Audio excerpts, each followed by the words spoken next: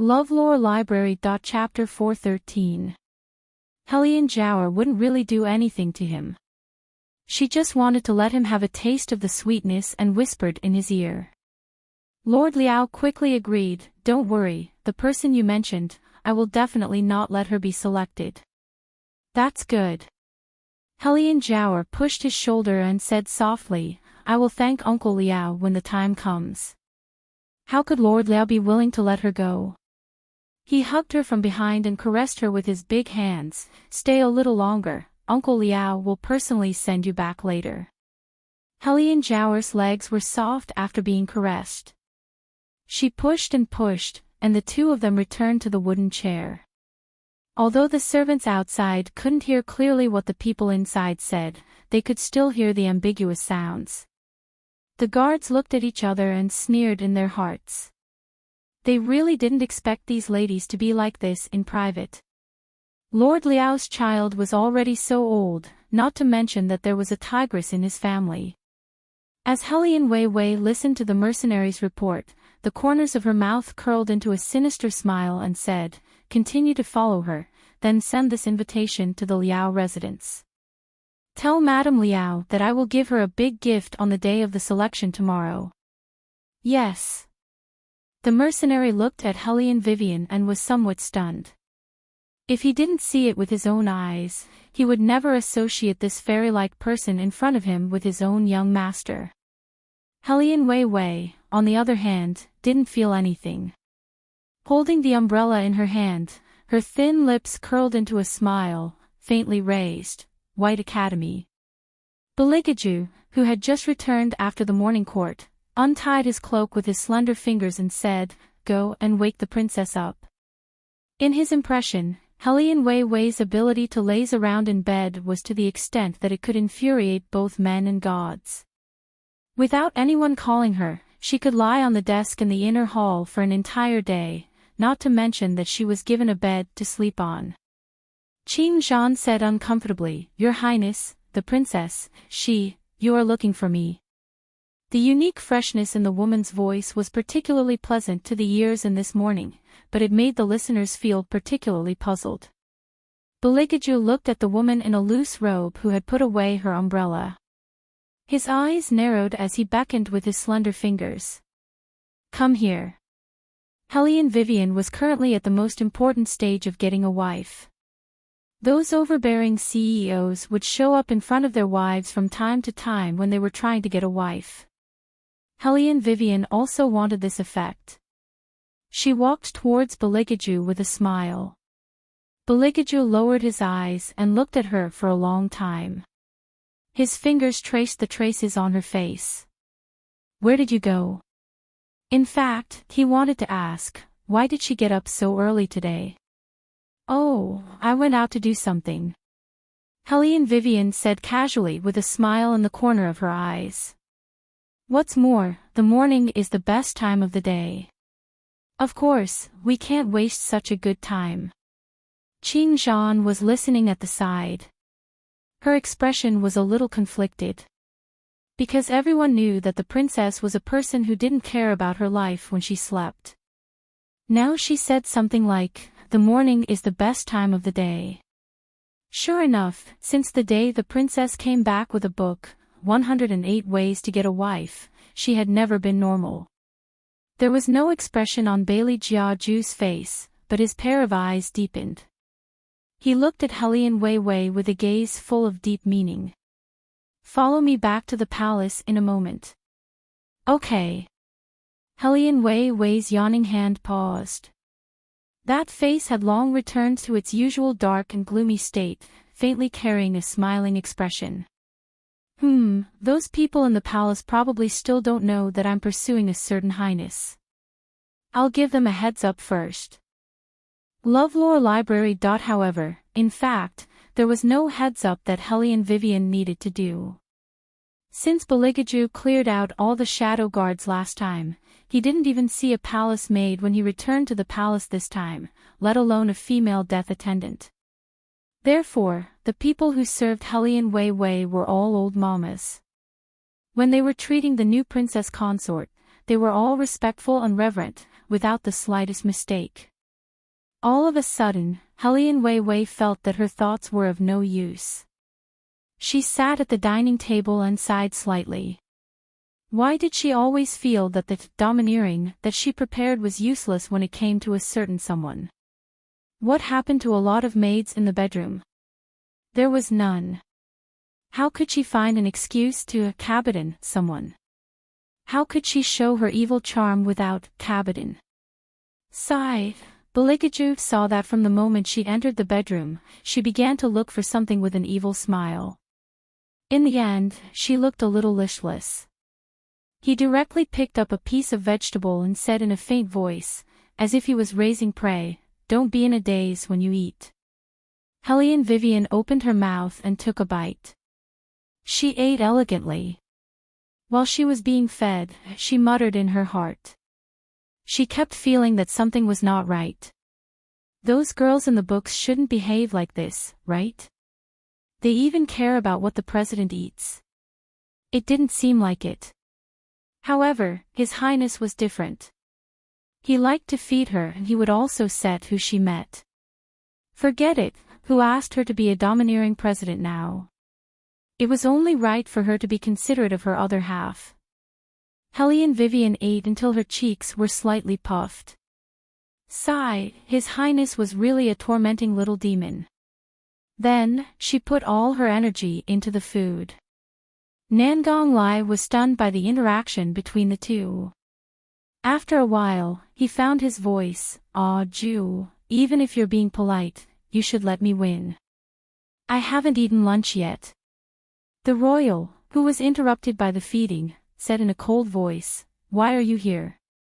"I've always been here." Nangong Lai's voice rose. "It's because the two of you went back and forth too frequently. You didn't even look to the side. Also, does Hellion Vivian not have hands? Does she need you to feed her?" Hellion Vivian certainly noticed Nangong Lai's gaze, especially this one. She didn't have any other thoughts when it came to this playboy. If she could beat him up, she would beat him up. Thus, in the next second, Nangong Lai felt dizzy and lay on the ground. What just happened? Hellion Vivian nimbly retracted her left leg that only used a little bit of strength. Her thin lips curved. "Wei Wei." Beligaju frowned disapprovingly. His noble and handsome face turned to the side. Nangong Lai was in tears. "Ah, Ju, you finally remembered that I'm your brother." Hellion Vivian looked back and raised the corner of her eyes at him, waiting for him to continue. "In the future, when you eat, don't fight and kill. It's not good for your stomach." Beligaju reached out and pulled her over. "Sit down and continue eating.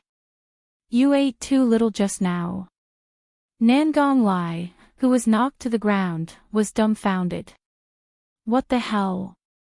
Ah, Ju. I was beaten up. Didn't you see? Where exactly is your focus?" Chapter 4:14. Hellion Vivian didn't want to beat him too much. Beating him a little would be enough. After listening to Beligaju's words, she sat back in her original place and continued to accept a certain highness feeding. Bailey Jia Ju, on the other hand, casually placed one hand on the back of the chair behind her, while the other hand casually picked up vegetables. Although there was no particularly intimate action, one could feel the tacit understanding between the two. Nangong Lai simply couldn't believe that these two people could be so unscrupulous. Not only were they loving each other, but they were also so unbridled in front of him. Was this the rhythm of torturing a single person to death? After another half an incense's time, Beligaju finally put down the bamboo chopsticks in his hand. He took the handkerchief handed over by the eunuch and wiped his hands. He said to Hellion Vivian, "Drink another bowl of soup in a while. It's boiled with red dates. It's good for your body." Hellion Vivian nodded obediently. "If you can't finish it, just leave it. Don't stuff it." She continued to nod obediently. Seeing that she was so cooperative, Baligaju was very satisfied. He patted the furry head in front of him. If you really want to go out, let Eunuch's son take you. If there's anything, let him inform me in time. Don't go too far. Okay. Hellion Vivian took his hand and drank a mouthful of tea. After getting a positive answer, Baligaju stood up slowly and tidied up his sleeves. He was ready to take Nangong Lai, who was already crying piteously for food, to teach those restless ministers a lesson. After taking 2 steps, he felt that it was inappropriate, so he stopped and stood up straight. If anyone provokes you, there's no need for Eunuch's son to report. Just beat them back. Don't be bullied. Hearing this, Nangong Lai felt a lot of pressure.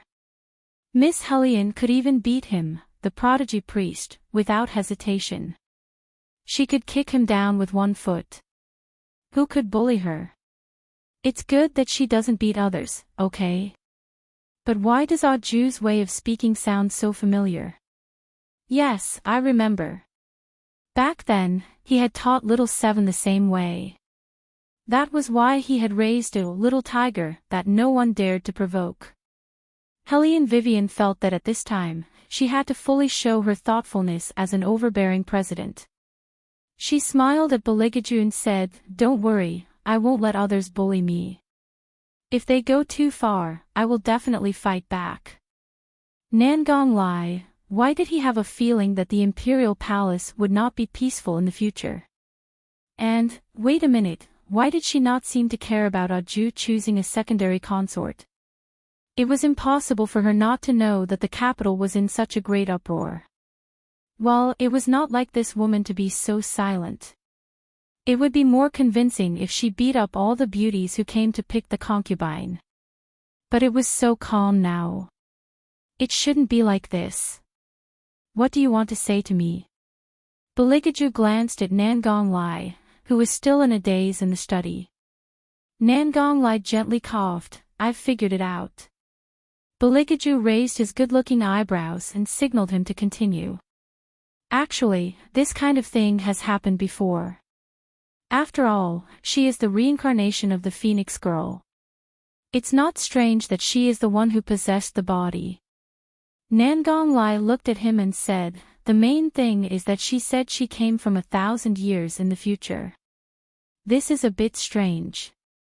Have you asked her what the War Dragon Empire is like 1,000 years in the future?" Baligaju's voice was faint. "Her world is a bit different from now.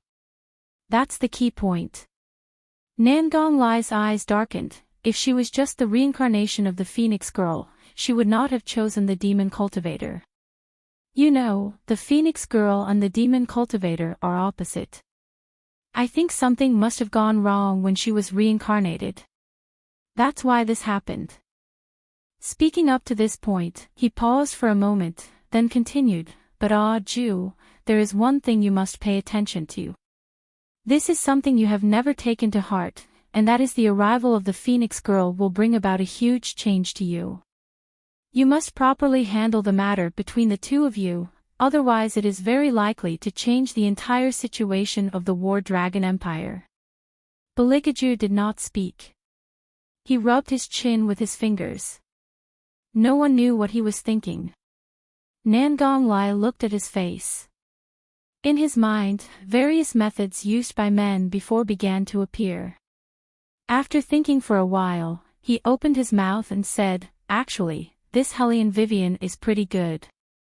Although she was more in line with your aesthetic standards in the past, naive and pure, and was scared of you to death when she was young. You were very interested in her. But no matter what, she is now the 3rd princess consort. You better not go too far. I was interested in her when I was young." Baligaju sneered, "Why didn't I know?" Nangong Lai smiled evilly, "Did you forget? But it's normal for you to forget. I just remembered it recently. At that time, I also just met you. When you saw Hellion Vivian, your face was not very good." "My face was not good because I was interested in her." Baligaju sat back and casually crossed his 2 slender legs. Nangong Lai raised his eyebrows. Is it not? If you are not interested in someone, you won't even look at her. He was a pervert since childhood. The more you like something, the more you want to bully it. As if he saw through Nangong Lai's thoughts, Baligaju absent-mindedly looked at him. Do you think I will be interested in a girl who is scared of me to the point that her face is pale? At that time, I was still a child. I was not so perverted. If I don't like someone, I will usually show it. Then according to what you mean, you don't like the previous Hellion Vivian. It was the first time that Nangong Lai heard him say that he didn't like someone. Then he laughed. Are you keeping Hellion Vivian by your side now to take revenge on her for being scared of you before? No wonder you were so interested in her when you first saw her. Baligaju listened to his words and said in a faint voice, I don't have time to take revenge. He knew very well who made him want to destroy the person every time he saw her. Perhaps it was like what Lai said. The more he liked something, the more he wanted to crush it. No. He couldn't have this thought again. That woman, he wanted to let her stay by his side forever like this. Even if it was unscrupulous. Perhaps, when he killed people in the future, he should hide it from her. He didn't want her to know about his unknown side. That kind of cruelty, cunning, killing people like flies, and even taking pleasure in destruction. If possible, he never wanted her to know. After coming out of the study, Baligaju went back. Hellion Vivian was already asleep. In order to get enough energy, she didn't go anywhere. She lay quietly on the bed. She was so well behaved that it was not like her usual self. Chapter 4:15. She was still wearing the pure black collar that he had given her. Her long chestnut hair was spread out on the bed. The side of her face was so clean that even the fine hairs on it could be seen. Baligaju looked at her peaceful sleeping face and couldn't resist bending down to kiss her lips. Eunuch's son stayed in the palace all year round and naturally knew that the scenery on the other side of the screen wasn't something that servants like them could see. He only walked over and waited on the side. Under normal circumstances, Baligaju would know that he had something to report. Come in. An indifferent and emotionless voice came from behind the screen. When Eunuch's son came in, Baligaju was still sitting on the bed. Seeing him come in, he didn't get up. Instead, he reached out to touch Hellion Wei's forehead. He lowered his voice and asked, "What's the matter?" Looking at Baligaju's hand, Eunuch's son withdrew his gaze. He knew that His Highness didn't want to wake Wang Fei up, so he lowered his voice as much as possible and said, "These are the memorials that have been submitted by the ministers in the past 2 days. The Emperor's expression has been very ugly these past 2 days. I'm afraid that he won't be able to read these memorials. The retired Emperor had this servant deliver them to Your Highness to read." Baligaju's voice was indifferent as he grunted, "Put them down. You can leave." Eunuch's son acknowledged and respectfully took the memorials from the little eunuch's hands. He placed them on the carved sandalwood table at the side. He paused and said, "Your Highness, the retired Emperor wants to invite Wang Fei over for a family dinner. Should this servant prepare now or wait until Wang Fei wakes up? She's not a picky eater. Prepare the soup as usual." Baligaju pinched Hellion Vivian's fingers, looking extremely satisfied. Eunuch's son obeyed and ordered people to prepare. When he walked out of the bedroom, he couldn't help but look back, only to see that the two figures behind the screen were so compatible that it made others envious. Baligaju was holding Hellion Vivian in his arms with extreme gentleness, and the person in his arms didn't wake up at all. Instead, she buried her head in Baligaju's neck, lazily like a sleepy cat, noble and sleepy. Eunuch's son was stunned for a moment before he frowned. His Highness had never been so kind to anyone before.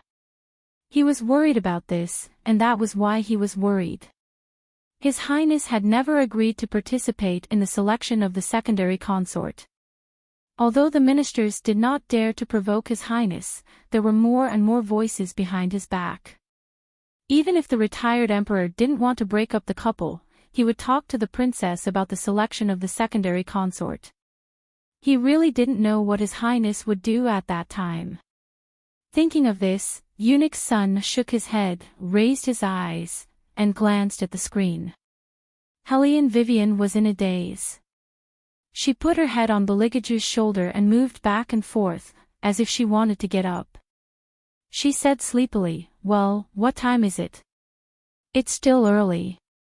"Sleep a little more," as Beligaju said. He freed one hand and gently put it on Helene Vivian's forehead.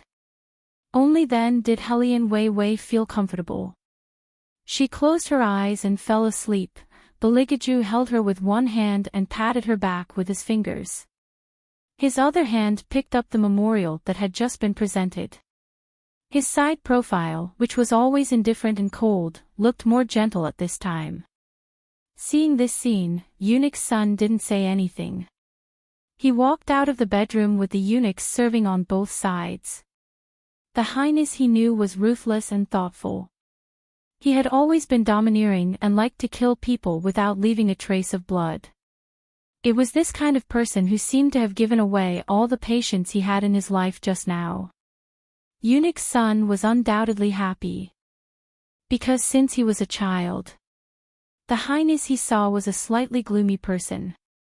It was a little strange to describe a little boy with the word gloomy. But Eunuch's son had never forgotten the scene when he saw Beligaju for the first time. At that time, His Highness was still young.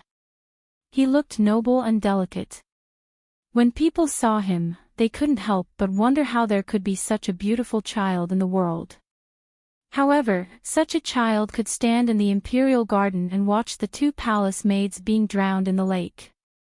He was calm and even had a slightly evil smile. At that time, Eunuch's son was afraid of this little master. After so many years, Eunuch's son finally knew why he became like that. An unfavored prince and bearing the name of the nemesis never lived a good life in the palace. Now everyone was fighting to be His Highness's concubine.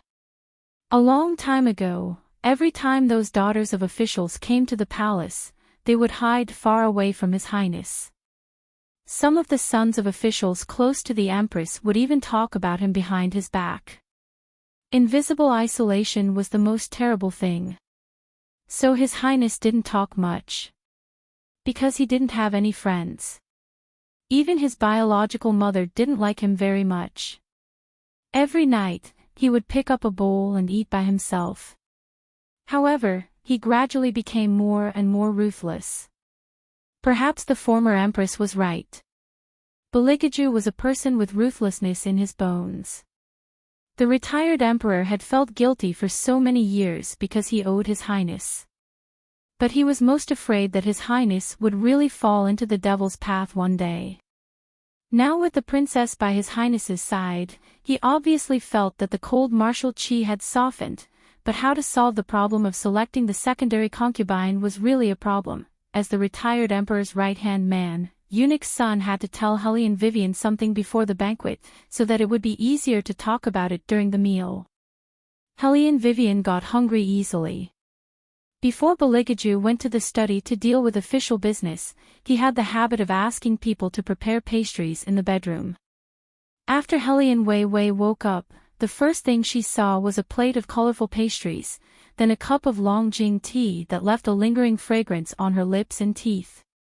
Only then did she tilt her head to listen to Eunuch's son's earnest and well-meaning advice. At first, she was a little interested. Later, she picked up a piece of peach pastry and stuffed it in Eunuch's son's mouth. She smiled faintly. The selection of the secondary concubine will start tomorrow.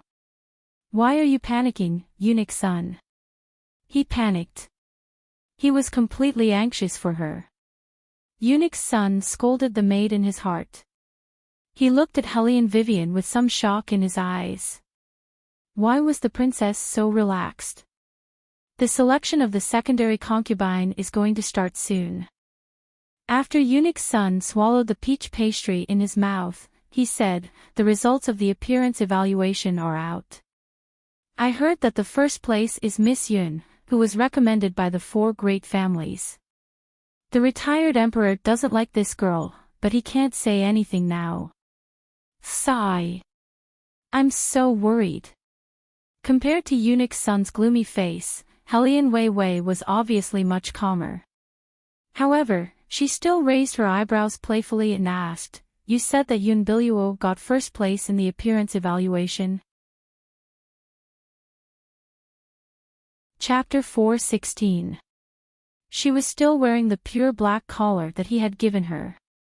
Her long chestnut hair was spread out on the bed.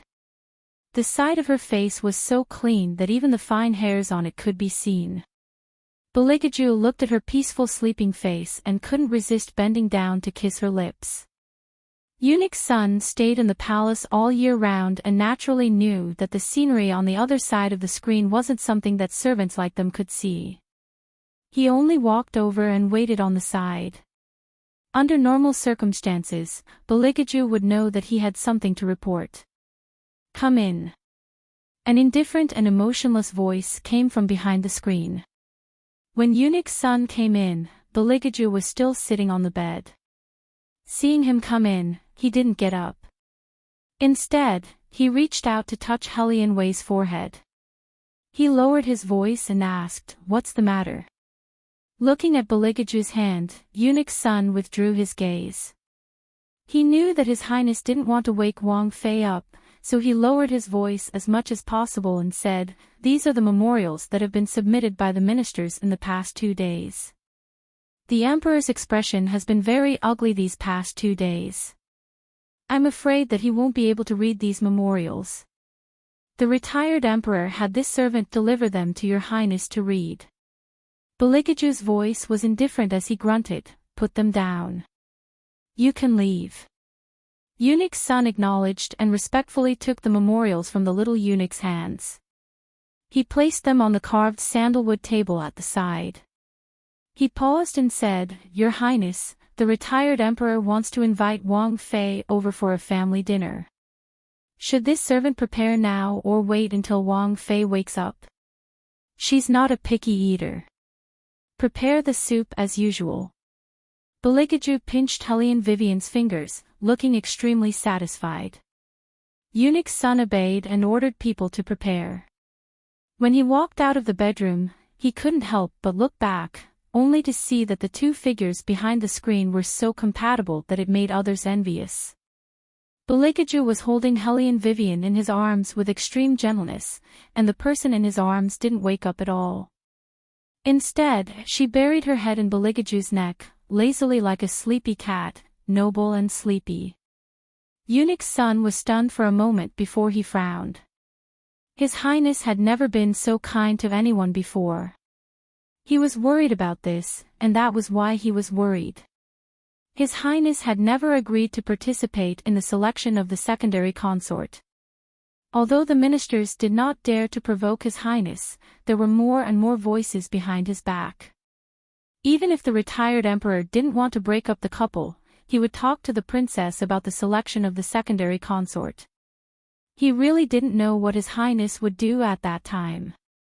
Thinking of this, Eunuch Sun shook his head, looked up at the screen again, and glanced at it. Helian Vivian was in a daze. She put her head on Beligaju's shoulder and moved back and forth, as if she wanted to get up. She said in a daze, "Well, what time is it?" "It's still early." "Sleep a little more," as Beligaju said. He freed one hand and gently put it on Helian Vivian's forehead. Only then did Helian Wei Wei feel comfortable. She closed her eyes and fell asleep. Beligaju held her with one hand and patted her back with his fingers. The other hand picked up the memorial that had just been presented. His side profile, which had always been indifferent, looked more gentle at this time.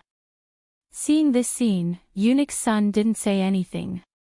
He walked out of the bedroom with the eunuchs serving on both sides. The prince he knew was ruthless and thoughtful. He had always been able to do whatever he wanted and liked to kill people without leaving a trace of blood. It was this kind of person who seemed to have given away all the patience he had in his life just now. Eunuch's son was undoubtedly happy. Because since he was a child, the royal highness he saw was a slightly gloomy person. It was a little strange to use the word gloomy to describe a little boy. But Eunuch's son had never forgotten the scene when he saw Beligaju for the first time. At that time, His Highness was still young. He looked noble and delicate.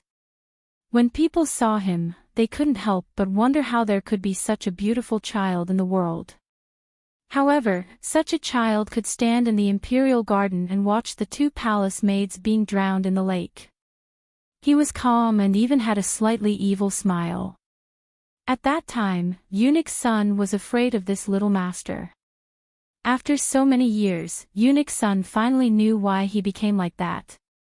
An unfavored prince and bearing the name of the nemesis never lived a good life in the palace. Now everyone was fighting to be His Highness's concubine. A long time ago, every time those daughters of officials came to the palace, they would hide far away from His Highness. Some sons of officials who were close to the Empress would even talk about him behind his back. Invisible isolation was the most terrible thing. So His Highness didn't talk much. Because he didn't have any friends. Even his biological mother didn't like him very much. Every night, he would take a bowl and eat by himself. However, he gradually became more and more ruthless. Perhaps the former empress was right. Beligaju was a person with ruthlessness in his bones. The retired emperor had felt guilty for so many years because he owed His Highness. But he was most afraid that His Highness would really fall into the devil's path one day. Now with the princess by His Highness's side, he obviously felt that the cold martial chi had softened, but how to solve the problem of selecting the secondary concubine was really a problem. As the retired emperor's right-hand man, Eunuch's son had to tell Helene Vivian something before the banquet so that they could talk about it during the meal. Helene Vivian got hungry easily. Before Beligaju went to the study to deal with business, he had the habit of asking people to prepare pastries in the bedroom. After Helene Wei woke up, the first thing she saw was a plate of colorful pastries, then a cup of Longjing tea that left a lingering fragrance on her lips and teeth. Only then did she tilt her head to listen to Eunuch's son's earnest and well-meaning advice. At first, she was a little interested. Later, she picked up a piece of peach pastry and stuffed it in Eunuch's son's mouth. Then she smiled faintly. The selection of the secondary concubine will start tomorrow. Why are you panicking, Eunuch's son? He panicked. He was completely anxious for her. Eunuch's son scolded the maid in his heart. He looked at Helene Vivian with some shock in his eyes. Why was the princess so relaxed? The selection of the secondary concubine is going to start soon. Eunuch's son swallowed the peach pastry in his mouth and said, "The results of the appearance appraisal are out. I heard that the first one is Miss Yun, who was recommended by the 4 great families. The retired emperor doesn't like this girl, but he can't say anything now." Sigh. I'm so worried. Compared to Eunuch's son's frown, Helene Wei was obviously much calmer. However, she still raised her eyebrows playfully. You said that Yun Biluo was the one who got first place in the appearance evaluation? Chapter 4:17. If it wasn't her, who else could it be? Eunuch's son sighed again. His face was very worried. Helene Vivian held the osmanthus cake in her mouth. She used her left hand to point at the bridge of her nose with her slender index finger. Me. You. Pfft. This time, Helene Wei made Eunuch's son laugh. He coughed heavily and said, "Princess Consort, you're making fun of me again." Helene Wei saw that he did not believe her, so she did not say much. She just curled her lips and smiled. Then, she sat cross-legged on the cage bed that was made with expensive gold. She held a box of desserts in her arms and slowly ate the desserts one by one. When she tasted the apricot cake, she felt that it tasted good, so she kept a few more for Bailey Jiaju, thinking that he could eat some if he was hungry later. Eunuch's son couldn't understand what she was thinking. In the long years that followed, he had been silently worried about Hellion Vivian's future. First of all, she was a young lady with no power. If His Highness no longer liked her, she was very likely to die in this palace. He had been so worried. Until not long after, she regained the Hellion clan.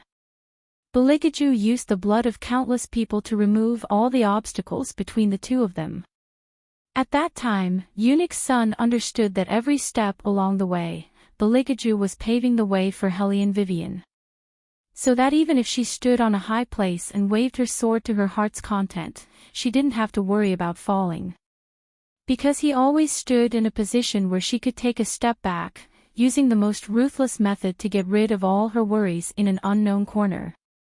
Hellion Vivian saw that Eunuch's son was still in a daze. After eating the snacks, she began to fiddle with the armament parts. She liked these things.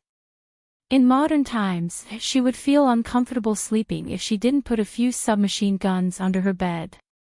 Now, in this bedroom, except for the wall of ancient books that couldn't be turned over, which belonged to Beligaju, the rest of the things, such as guns, swords, etc., were all hers. Not to mention those sparkling and shiny armament components scattered all over the floor. Therefore, when Beligaju was busy, she would curl up on the bed, nimbly developing new armaments, never taking a single step out of her bedroom. In fact, our mercenary queen was a homebody. If he could sit, he would definitely not stand. If he could lie down, he would definitely not sit. She would only leave her beloved red wine, guns, and luxurious bed when she went out to fight. Now in the palace, although there was no red wine to drink, it was still very comfortable to play. He didn't know if Beligaju had given any orders. Ever since she moved to the palace, no one had dared to look for her. Sigh, as a well-mannered and domineering CEO, she was also very distressed that her other half was so capable. In reality, the royal family was currently sitting in the imperial study, dealing with the ministers who had come to ask for the armament. It's just an armament. Why would Lord Hong want to exchange it? It doesn't need to go through Wei Wei's hands. Someone will deliver the armament to your residence tonight. Lord Hong was very old and was one of the ministers by the retired emperor's side. His words carried some weight. Now that he heard Beligaju's words, he smiled with satisfaction and happily went home to wait. After Beligaju finished dealing with this matter, he stood up from the carved wooden chair that he had been busy with the whole day. He stretched out his hand to loosen his collar and said to Shadow, who was standing at the side, "In a while, go pick up an armament that the princess consort doesn't want and have someone send it to the Hong family's old residence." "Yes." Shadow silently lowered his head. He really couldn't bear to let these people know that the armament that they wanted to buy at a high price was just a defective toy that the princess consort didn't want. That's right, it was a toy. It couldn't even be counted as an armament. But His Highness had this kind of ability. A pile of scrap metal could be sold at a sky-high price. It was such a pity that he didn't go into business. Beligaju looked at the color of the sky outside and flipped through the few memorials. Feeling that it was about time, he simply had someone send the rest of the memorials back to the emperor. After that, he walked towards the sleeping quarters. Hellion Vivian saw that he had returned and immediately took out the delicacies that she had prepared to share with him, eat a piece of apricot cake. After saying that, she moved the box in front of Beligaju. The imperial family's tea brewing skills were better than anyone else's. The tea brewed by him was indeed more fragrant than usual. His white hand held the porcelain cup. After seeing her movements, his long eyebrows raised. "Feed it to me." Hellion Vivian saw that he couldn't free his hands and didn't refuse. She directly sent the apricot cake to Beligaju's mouth. Only, she didn't know if it was intentional or not, but when he was eating the cake, the tip of his tongue gently swept across her finger. Helene Vivian suddenly felt an electric shock. The cake in her hand almost fell to the ground. "Why are you so careless?" He reached out and supported her. His eyes looked at her deeply. "Hold it steady." Helene Vivian raised her eyebrows. When she saw his smile that wasn't a smile, she only felt that it was bad. Without thinking, she tiptoed and kissed him. Beligaju seemed to have never expected that she would do this. The evil smile on his mouth stiffened and his body paused for half a second. Then he pulled her whole body over and kissed her like a blooming datura flower, emitting a seductive smell. From the beginning to the end, Bailey Jiaju was a man that people were willing to indulge in. If he wanted to, his gentleness could almost drown people to death. Helene Vivian was gently kissed behind her ear and her body trembled. His hand didn't have the slightest intention of stopping. It slid down Helene Vivian's clothes and went all the way down. Helene Vivian suddenly trembled. Her eyes widened and she subconsciously wanted to struggle, but her hand was pressed down by him. Beligaju hugged her from behind and coaxed her in a deep voice, "Don't move. Be good." Waves of numbness passed from the man's slender fingers to Helene Vivian's limbs. Helene Vivian was sweating. She was like a fish out of water. She bit her lips hard.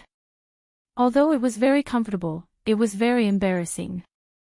She couldn't help but hug the person who was abusing her and wanted to beg Beligaju to let her go. Beligaju looked at Helene Vivian's red lips and frowned. He gently scolded, "Let go. If you break it, call out if you feel comfortable. There are only two of us here." Helene Vivian still didn't speak. The red color on her face was especially beautiful. Bailey Jiaju's eyes suddenly darkened as he looked at her. He pulled her into his arms and pressed against her softness through the cotton-padded clothes. "You will definitely feel more comfortable like this, right?" As he spoke, he pushed her up. Helene Wei's face reddened by another layer. She couldn't say anything embarrassing and could only gasp for breath. Chapter 4:18. Beligaju was not in a hurry. He rubbed her over and over again. Finally, he heard the answer he wanted, but he could not control himself. Remembering that someone else was coming in, he restrained himself. He hugged Helene Vivian in his arms and calmed his breathing. He just hugged her. He did not do anything. But there was something else. She kissed him again, the corner of her mouth slightly curved. Beligaju whispered in her ear, "Don't provoke me." Helene Vivian smiled, with a hint of devilishness and laziness. She did not know if it was because couples who fell in love liked to be close to each other. She only knew that she liked the feeling of skin on skin. The kiss also happened naturally. The sweet taste of the tip of the tongue was very infatuating. At this moment, Yun Biluo was chatting and laughing with the ladies who saw the announcement. "Sister Yun, you are so awesome. You got first place in such a short time." "That's right. This appearance appraisal is not only for the people in the capital. I'm afraid the most beautiful person in the entire War Dragon Empire is Sister Yun." Yun Biluo listened to their words and smiled gently. She looked like a sickly beauty, delicate and lovable. "It's just a coincidence. Zhao Er's appearance is not worse than mine." "What's her ranking?" "Speaking of Zhao Er, it's really strange." Those people shook their heads. "I don't know what happened." Suddenly, someone appeared and took Zhao Er's second place. Yun Biluo was also surprised. "Someone is prettier than Zhao Er. What's her serial number?" "Number 5. Yun Biluo's hand that was holding the fan paused. "What number did you say was second?" "Number 5. That person looked at Yun Biluo's suddenly pale face in confusion. "Sister Yun, what's wrong with you? Are you feeling unwell again?" Yunbiluo shook her head with a forced smile, but her hand was stronger. Number 5. She was number 5. Which meant she was second? The first place in the appearance appraisal was someone else. How was this possible? Who was first? Yunbiluo flipped through her things in a place where no one could see. Her slender eyebrows furrowed. Later on, those people said something else. Yunbiluo could no longer listen. She had never expected such an outcome. Because she really couldn't think of anyone in Beijing who could match her in terms of appearance. Who was that person? On the other hand, Helian Jiao also felt a little gloomy because she couldn't find any information about that village girl. She didn't believe that she couldn't deal with a slut with no power and influence. Since she couldn't find out who she was now, she would wait until the selection of the secondary consort and defeat her on the spot. The first test was to test everyone's martial chi level. Maybe the other party was just a piece of trash who couldn't even light up a crystal bowl. The purpose of the appearance evaluation was to select the first batch of candidates. Basically, only 10 people were selected. She believed that among these 10 people, no one was her match except for Yunbiluo. In addition, she had the help of the official in charge, Lord Liao. She didn't believe that she couldn't win this secondary consort. As long as she became the secondary consort, she would immediately let that little slut Helene Vivian have a taste of the humiliation she had inflicted on her these days. An ugly woman with no qualifications dared to challenge her everywhere. She could even conquer a man who was 20 years older than her. Could that ugly woman? Just like what her mother had said, as a woman, whether she had martial chi or not was put aside, the most important thing was her face. Ha! Helian Jiao laughed wantonly.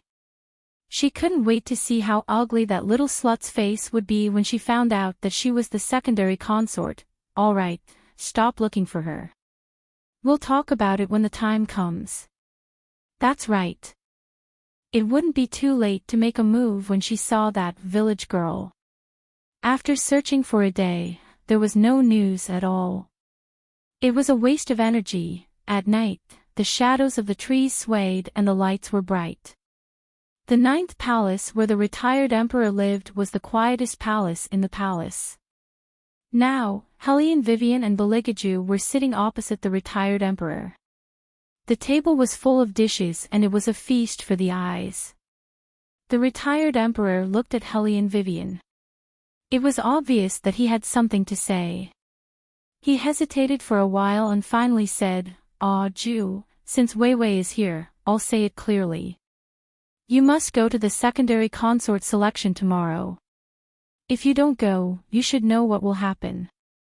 Your qualification to be the crown prince will be revoked." He didn't want to see his grandson, the only one who could inherit the War Dragon Empire, ruined because of such a thing.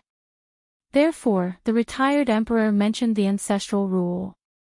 Bailey Jia Ju was still feeding her as before, but this time, he put down the bamboo chopsticks in his hand halfway through the meal. The light in his eyes faintly swept a glance at retired emperor as he said a few words, then cancel it. The retired emperor's face stiffened and he was about to lose his temper. Helian Vivian raised her eyebrows at this time and said in a clear voice, "What if the secondary consort selection is held as usual? No one will revoke his qualification to be the crown prince, right?" The retired emperor nodded and heaved a long sigh. "Girl, can you agree to it?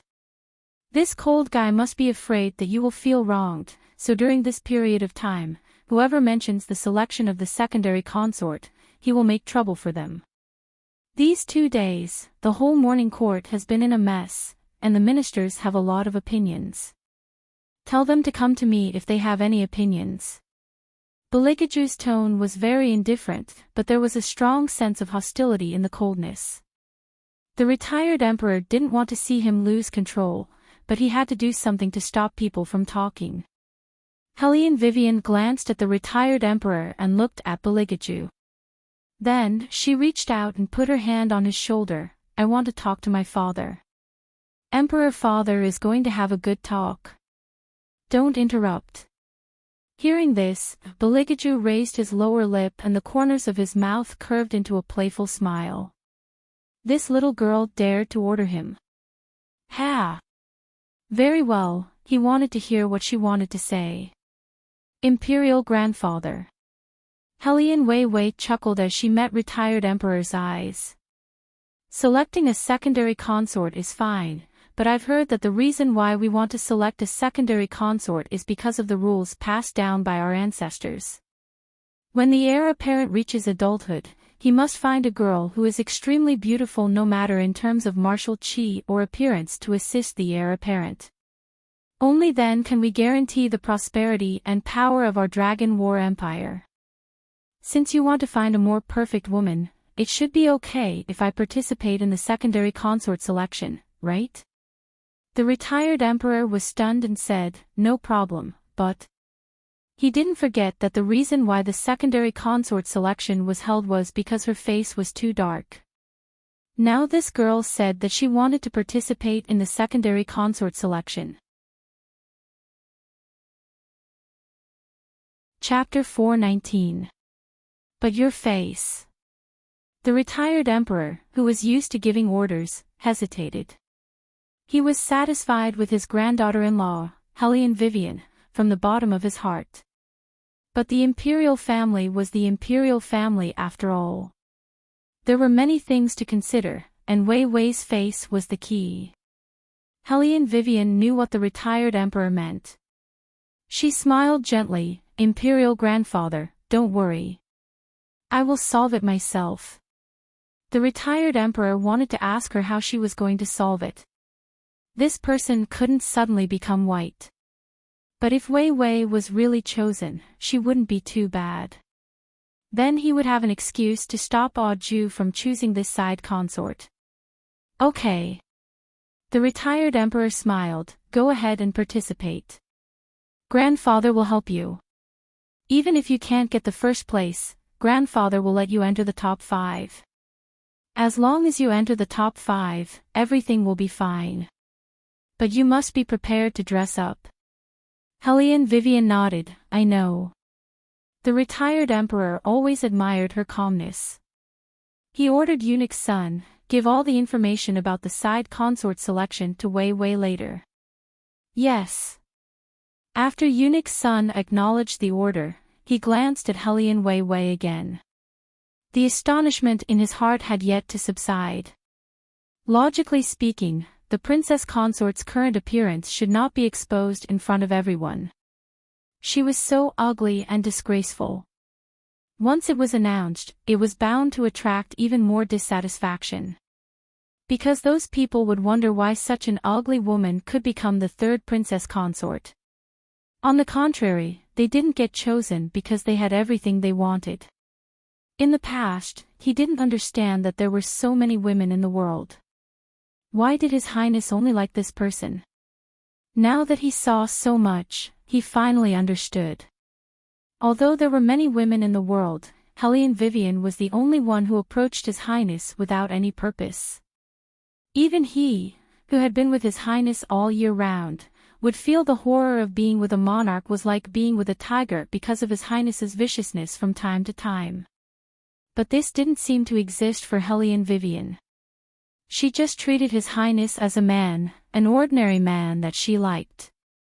Ever since Wang Fei entered the palace, His Highness had smiled more and more often. His doting towards Wang Fei was out of everyone's expectations. He had been in the palace for a long time and had seen many spoiled concubines. Once she was favored, she would become different from before. She would always beat and scold the palace maids and eunuchs under her.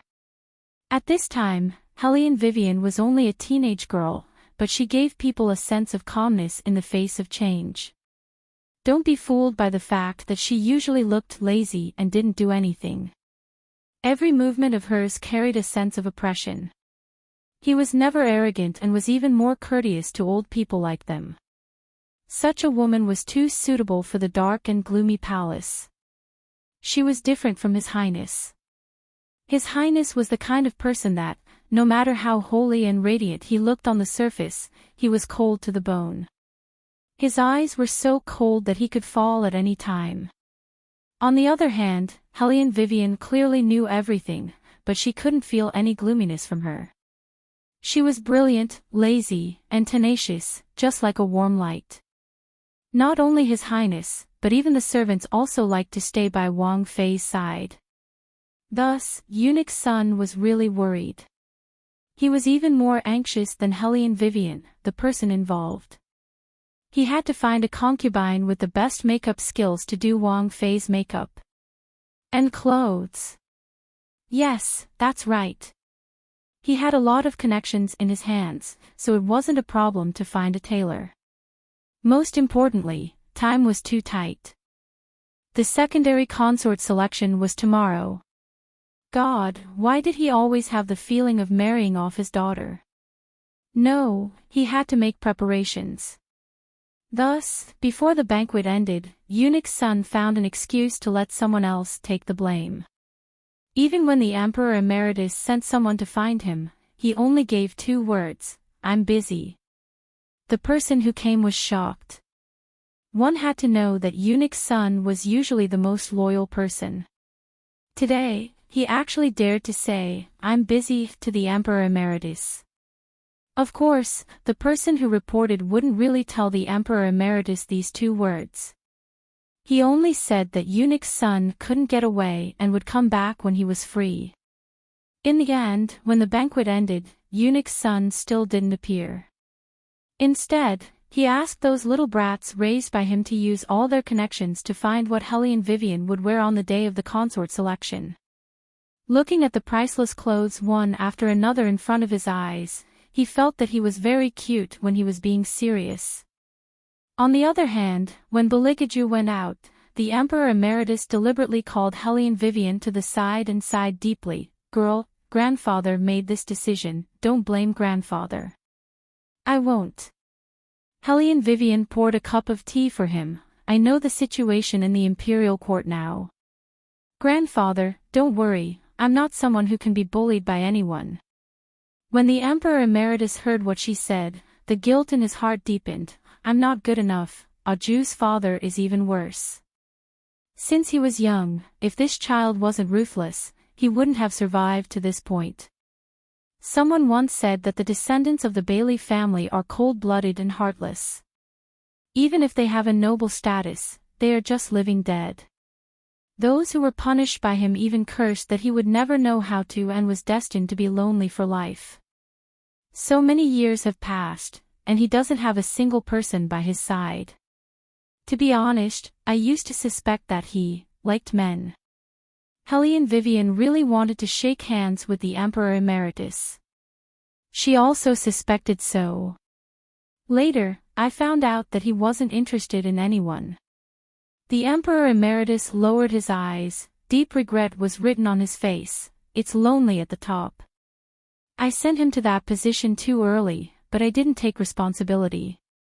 Later, when I found out that he was rejected by his mother, everything was too late. In this palace, no one can be trusted. The other princes at least have their mothers who treat them wholeheartedly. It's fine if Ju has to guard against others, but he also has to guard against his mother. Later, when the Murong family entered the palace, his methods became colder and colder. He never thought about being with anyone. That girl was left to him by his mother. He treated that girl differently. I used to suspect that he would choose that girl as his concubine when he comes of age. Now, I found out that I was wrong. There are many things that can make him smile. But you are the first person who can make him so uneasy. You don't know how shocked I was when he told me that he would never choose a secondary consort because you would definitely run away. The Emperor Emeritus smiled at Helene Vivian, although I don't want to admit it, but as those people said, he is heartless and never cares about anything. Now, he finally has someone who he cares about. Even if this person becomes his weakness, grandfather is happy. Chapter 420. Hellion Wei Wei quietly listened and didn't interrupt retired emperor at all. She was just like a junior sitting by retired emperor's side, slowly drinking the tea in her hand. She only smiled gently at the end of the conversation. "Grandfather, don't worry. If that day really comes, I won't be his weakness." She had always wanted to be more than just a concubine in the harem. Since he liked her, of course, she would do her best. Hellion Vivian thought of this and her voice became clearer. "Whether it's a chess piece or the sword in his hand, I hope that when he sees the throne, he will think of me, Hellion Vivian." The retired emperor seemed to be shocked by her words. His eyes flickered and he smiled with relief. "No wonder Ju chose you." Hellion Vivian didn't think much of it. As a domineering president, wasn't it her duty to protect her beloved other half? When Belikaju came in, he saw the two of them talking. He raised his eyebrows. "What are you talking about?" "Nothing." Hellion Vivian stretched. "What did you do just now?" Bailey Jia Ju opened his mouth indifferently. "Eunuch's son has some matters to attend to." "Oh, since you have something to do, let's go back first," Hellion Vivian said as she stood up. "Didn't an old man ask for martial arts from you?" "I can make 2 for him when I go back."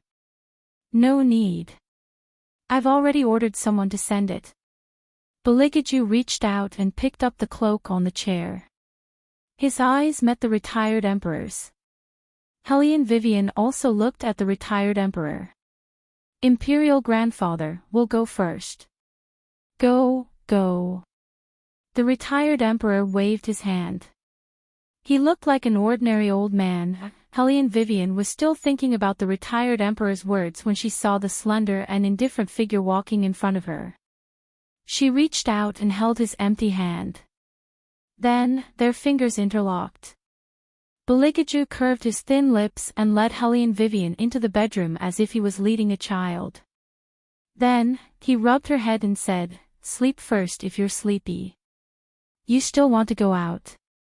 Hellion Vivian yawned. Belikaju nodded. "There's a small matter that needs to be dealt with." "Oh." Hellion Vivian automatically followed. Belikaju looked back at her and said with a smile, "You don't have to go with me." "What's the big deal?" "I want to eat the apricot cakes you prepared today." "Pick out a few more pieces." "All right." Hellion Vivian hugged her blanket and began to rummage through her snack box, leaving Belikaju to do his own thing. Bailey Jia Ju smiled. After he put on an outer robe and walked into the night, the gentleness on his face disappeared in a flash. He ordered coldly, except for the imperial guards, "Call everyone in the palace to the study room." The accompanying palace servant hurriedly left. In a short while, a palace maid of about 17 or 18 years old knelt on the steps outside the study. She was trembling as she was escorted by 2 guards. She was so scared that her face was as white as a sheet. Belikaju looked down at her and sneered, "Who gave you the courage to spread rumors about the princess consort, huh?" I. The palace maid had been in the palace for many years and knew Yun Biluo. She had always thought that since Miss Yun would participate in the secondary consort selection this time, there would be no need for a princess consort in the palace in the future. When the time came, it would be obvious that she would be favored. Therefore, she wanted to help Miss Yun in advance. Besides, everyone knew that the princess consort was ugly. She did not understand why His Highness was so angry. However, it was too late when she understood. Belikaju glanced at her indifferently, "Take her away." Yes, Aning approached and waited for Belikaju's instructions in a low voice, "Your Highness, the palace servants are here." Belikaju's tone was neither cold nor indifferent. He only said 2 simple words, "Put her to death." The palace maid obviously did not expect Belikaju to kill her directly without asking. In a panic, she screamed at the top of her voice, "Your Highness, please spare my life. I'll tell you everything. It's Yun. The palace maid was so scared that she struggled unconsciously. Aning knocked her head with the hilt of his sword. Blood spurted out. Bailey Jia Ju laughed. That was a gloomy coldness that had never been shown in front of Helian Wei Wei. Be careful with your movements. After you stuff his mouth, beat him slowly. It's fine as long as he dies within 2 hours. Move further away, don't let the princess consort hear you. Yes, Aning took the order and retreated. He knew very well what His Highness meant. Anyone who dared to set their sights on the princess consort had to die. This was not the first batch. The last time the matter was dealt with at White Academy. They were all clear. The princess consort had been in the palace for such a long time. It was not that no one talked about it, but once it was found out, His Highness would not let them live until the next morning. Now, Aning finally understood that His Highness really cared about the princess consort. Beligaju turned and entered the inner room. Helian Vivian was picking out the hard-to-find apricot cakes for him. Occasionally, she would take a sip of tea. Every time Beligaju looked at her puppy-like appearance, his heart would soften. Just looking at Helian Vivian like this, it was as if the hostility in his body would naturally disappear. His prey was so obedient. Those who were not afraid of death and still gossiped behind her back. They deserved to be killed. However, he dealt with these people today not only because of this. The most important thing was that there was someone who wanted to leak his daily activities to her. When Bailey Jia Ju thought of that possibility, his pair of eyes immediately emerged with a touch of shocking hostility. Helian Vivian, who was aware of this hostility, held the snack box and looked up. What's wrong? Nothing. Beligaju smiled. I'm going to take a bath first. When Eunuch's son comes, let him find me in the bathroom. Helian Vivian nodded. Looking at his back, she suddenly said, Actually, I don't hate the smell of blood. Beligaju suddenly paused. His eyes darkened. What smell of blood? I'm just used to taking a bath. Be good and wait for me to come back. He threw this sentence with a faint smile and left the bedroom. In the end, he was still discovered. It seems that in the future, when he makes a move, he should be further away. Eunuch's son happened to hear the conversation between the two people outside. He went forward and carefully tidied up Beligaju's robe. In a low voice, he advised, if His Highness really likes the princess consort, he shouldn't spoil her like this. Since he's spoiling her, it's not good to let others know that the princess consort can make His Highness care so much. This may not be a good thing. Beligaju chuckled and slightly raised his head. His slender fingers untied his collar. With a smile, he said, Then what does Eunuch's son think this Highness should do? Chapter 421. Since ancient times, other monarchs would find a scapegoat to block the spear for the woman they love. Your Highness, why don't you? Eunuch's son's words hadn't yet finished when he was interrupted by Bailey Jia Ju's indifferent tone. His voice was as cold as usual. That kind of stupid thing should be left to those who don't have the means to do it. I just want to let everyone in the world know that Helian Wei Wei is mine. As for those who want to obstruct me, I'll kill them all. When Beligaju said the last words, Eunuch's son inexplicably shuddered. He turned back and looked lightly at Eunuch Sunday. Do not let Wang Fei know of today's matter. This servant understands. Eunuch's son hurriedly lowered his eyes and didn't dare to speak more. When Beligaju finished bathing and entered the bedroom, Helian Vivian was already asleep. She was lying on her side on the bed made of pure gold. She was still holding the snack box. The inside was filled with almond cakes that had been divided. Bailey Jia Ju stared at her for a while. Then, he bent down and hugged her in his arms as if he was hugging his favorite toy. You're the only one in this world who can't betray me, outside, the night grew darker. At this time, the harem girls of every family were preparing for the upcoming Fei selection. After Wei Wei got up, she didn't choose the clothes that Eunuch Sun handed over. While using peppermint water to rinse her mouth, she absent-mindedly said, "Yesterday, His Highness' mood wasn't too good. You should let those old people understand. I have some money here." Eunuch Sun should be clear on who to give it to. Eunuch Sun's hand that was arranging the clothes suddenly stopped. He raised his head and looked at Hellion Vivian, his eyes filled with shock. Wang Fei knew what happened last night. Hellion Vivian didn't know the specifics, but she could roughly guess. She smiled at Eunuch Sun and said, "Your Highness isn't a bad person. Eunuch Sun is a smart man and has been by His Highness' side for the longest time. I believe Eunuch Sun understands His Highness better than I do. I won't say anything else. You can divide the silver as you see fit. Eunuch Sun is a smart man and has been by His Highness' side for the longest time.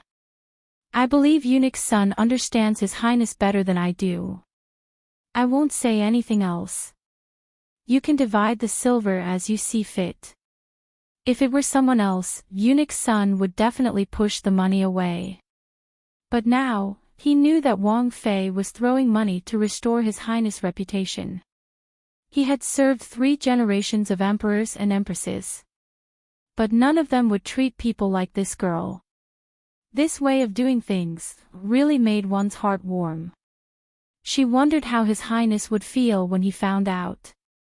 Eunuch Sun smiled like a flower and immediately replied, "Yes." He then took the silver and went to the various palaces.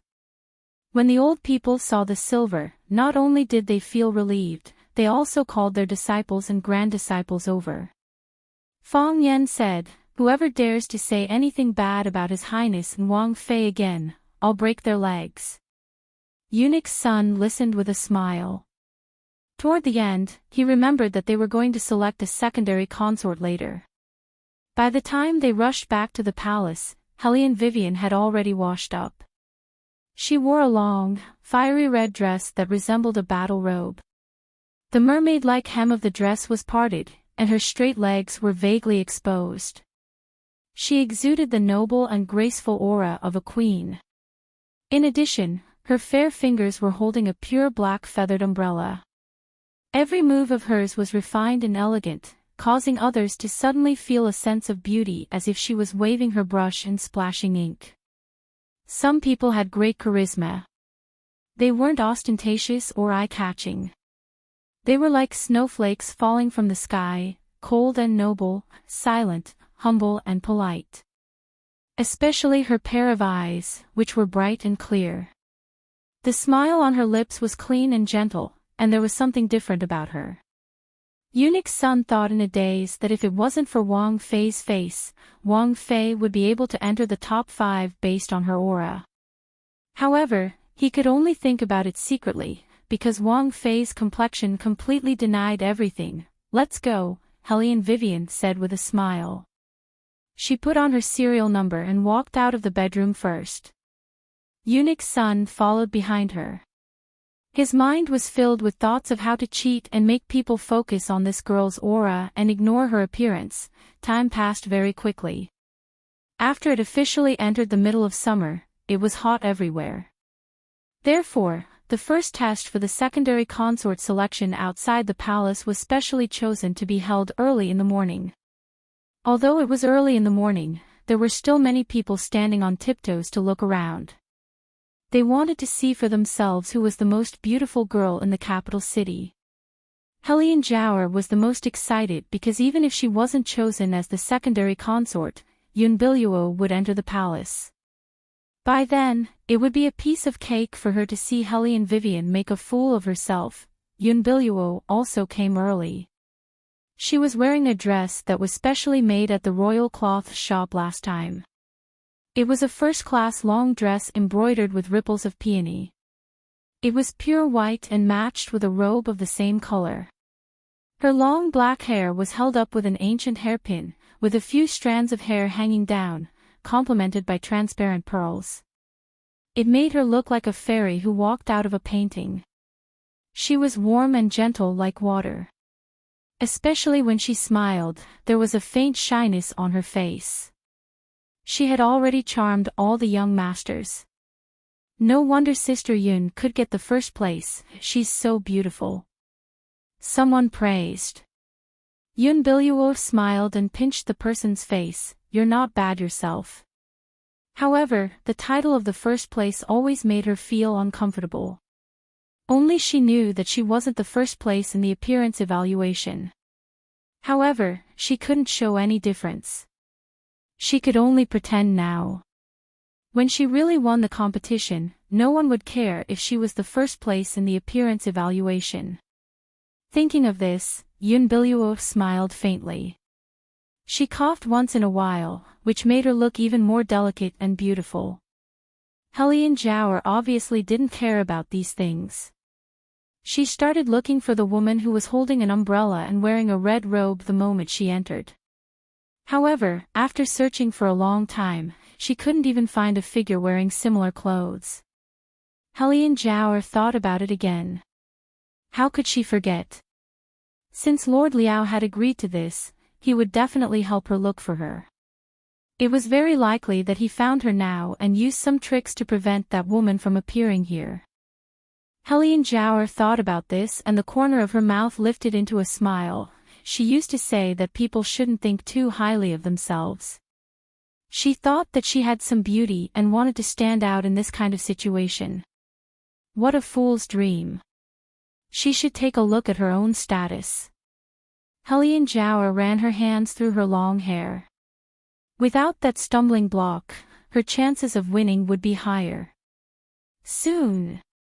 Once the secondary consort selection was over, that ugly Hellion Vivian's good days would come to an end. Chapter 422.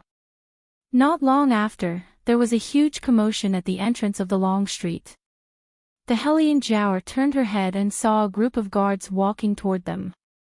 They made a path in the crowd in an orderly manner. The ceremonial equipment used by the royal family was originally luxurious. Among them, there was a dark black palanquin that took up all the elegance. Needless to say, everyone knew who was sitting in it. Some people could not help but guess that the royal family and the civil and military officials were here to select the most beautiful woman in the capital city. Perhaps they had been disgusted with Hellion Vivian's ugly face for a long time. This time, they had a good reason to select a pleasing woman to enter the palace. After all, a man like the third prince needed a beautiful woman to be a match for him and he could go on a long journey. The Hellion Jiao thought so too. Because they did not receive the notice of the return of the royal family from the beginning. Now that they saw them, they were naturally happy. No matter what the royal family did to her before. She did not care. Now, as long as she saw Hellion Vivian suffer, she felt happy. Perhaps what Yun Biluo said was true. On the surface, the third prince looked like he did not want to get close to Yun Biluo. In fact, it was only because he could not let go of what happened in the past. But deep down, he still cared about Yun Biluo. Otherwise, why did he show up in the secondary consort selection now? He must want to see Yun Biluo being selected. When the Hellion Jiao thought of this, she looked at Yun Biluo. She saw that she was looking at the third prince who was sitting in the palanquin with reddened eyes. She was even more certain that in this secondary consort selection, even if she did not win, Yun Biluo would win. Basically, it had nothing to do with others. However, what she did not expect was that the person who followed the Ligaju out of the palanquin was the little bitch Hellion Vivian. Shouldn't she be hiding in the palace and not daring to show herself? Why did she come to join in the fun on such an occasion? The Hellion Jiao frowned in confusion. Then, she heard Eunuch's son say in a loud and clear voice, "Since the last contestant is here, I announce the start of the first round of the competition." What does this mean? Hellion Jower looked at Hellion Vivian and showed the first serial number in her hand to the staff member. That person looked like he had been struck by lightning. It was clearly inconceivable. He probably couldn't believe that such an ugly person like Hellion Vivian dared to participate in the selection. Was she here to be scolded? When Yunbiluo saw Hellion Vivian, a dark light flashed across her eyes. However, she did not show it on her face. She lowered her eyes and no one knew what she was thinking. Hellion Vivian's arrival caused an uproar. Some people felt that she was always creating miracles, and their blood was boiling. However, most people still felt that it would be better for her to stay in the palace and save herself from humiliation. I heard that during the White Academy's assessment, she didn't even light up the crystal ball. I wonder if she can be a little more capable this time. That's not necessarily the case. She won the competition some time ago. However, she didn't emit martial qi at that time. It's hard to say this time. Silence, everyone. Lord Liao, who was dressed in his official uniform, stood up and gestured with his hand. From now on, you will enter the small door at the side according to your serial number. Those who lose will not have the chance to participate in the final round. In other words, in order to ensure the speed of the secondary consort selection, he wanted to eliminate the next batch and let the remaining few undergo the crystal ball test in front of everyone. There was no problem at first, but the Hellion Jower suddenly realized that all the contestants with serial numbers were present. That meant that woman was here too. The strange thing was that she couldn't see her. The Hellion Jower entered the first round of the test in confusion. No matter what, as long as she could let everyone know that Hellion Vivian was an ugly good-for-nothing, it was really a good thing. As there were many people in the test, no one knew which courtyard they entered. In the end, no one could tell what was going on. Someone said, "Do you still need to think? The third princess consort will definitely lose." Seeing that his master didn't speak, the little one with a gourd on his back turned his big round eyes and pointed at the judge's paper. Those who are eliminated will be marked with a heavy cross. Hellion Vivian's name is still there. Didn't you notice? They really didn't notice. Because in their minds, Hellion Wei Wei would definitely not be able to pass the first round. That was something that was already set in stone. But who knew? Not only did Hellion Vivian not lose the first round, but her name was still on the list after the results of 3 rounds in a row. Why was this matter getting weirder and weirder the more they thought about it? Just as everyone was wondering what was going on, the finalists on the stage stood in a straight line in front of everyone. When the Hellion Jower saw Hellion Vivian beside her, a trace of surprise flashed across her eyes. But this was good too. She was already at gold level 9, one more level away from the maximum level. No matter how powerful Hellion Vivian was, she was at most a water level. She clearly knew Hellion Vivian's tricks. During the previous competition, the gentleness she revealed was probably a water level. That was why she said that this was good too. Because of this, she would have a chance to viciously beat Hellion Vivian once in front of everyone. More importantly, although she didn't know Hellion Vivian's number. Looking at the list, it was obvious that she was behind Yunbiluo. Everyone knew that Yunbiluo's martial qi was unfathomable. It was very likely that she had reached gold level 10.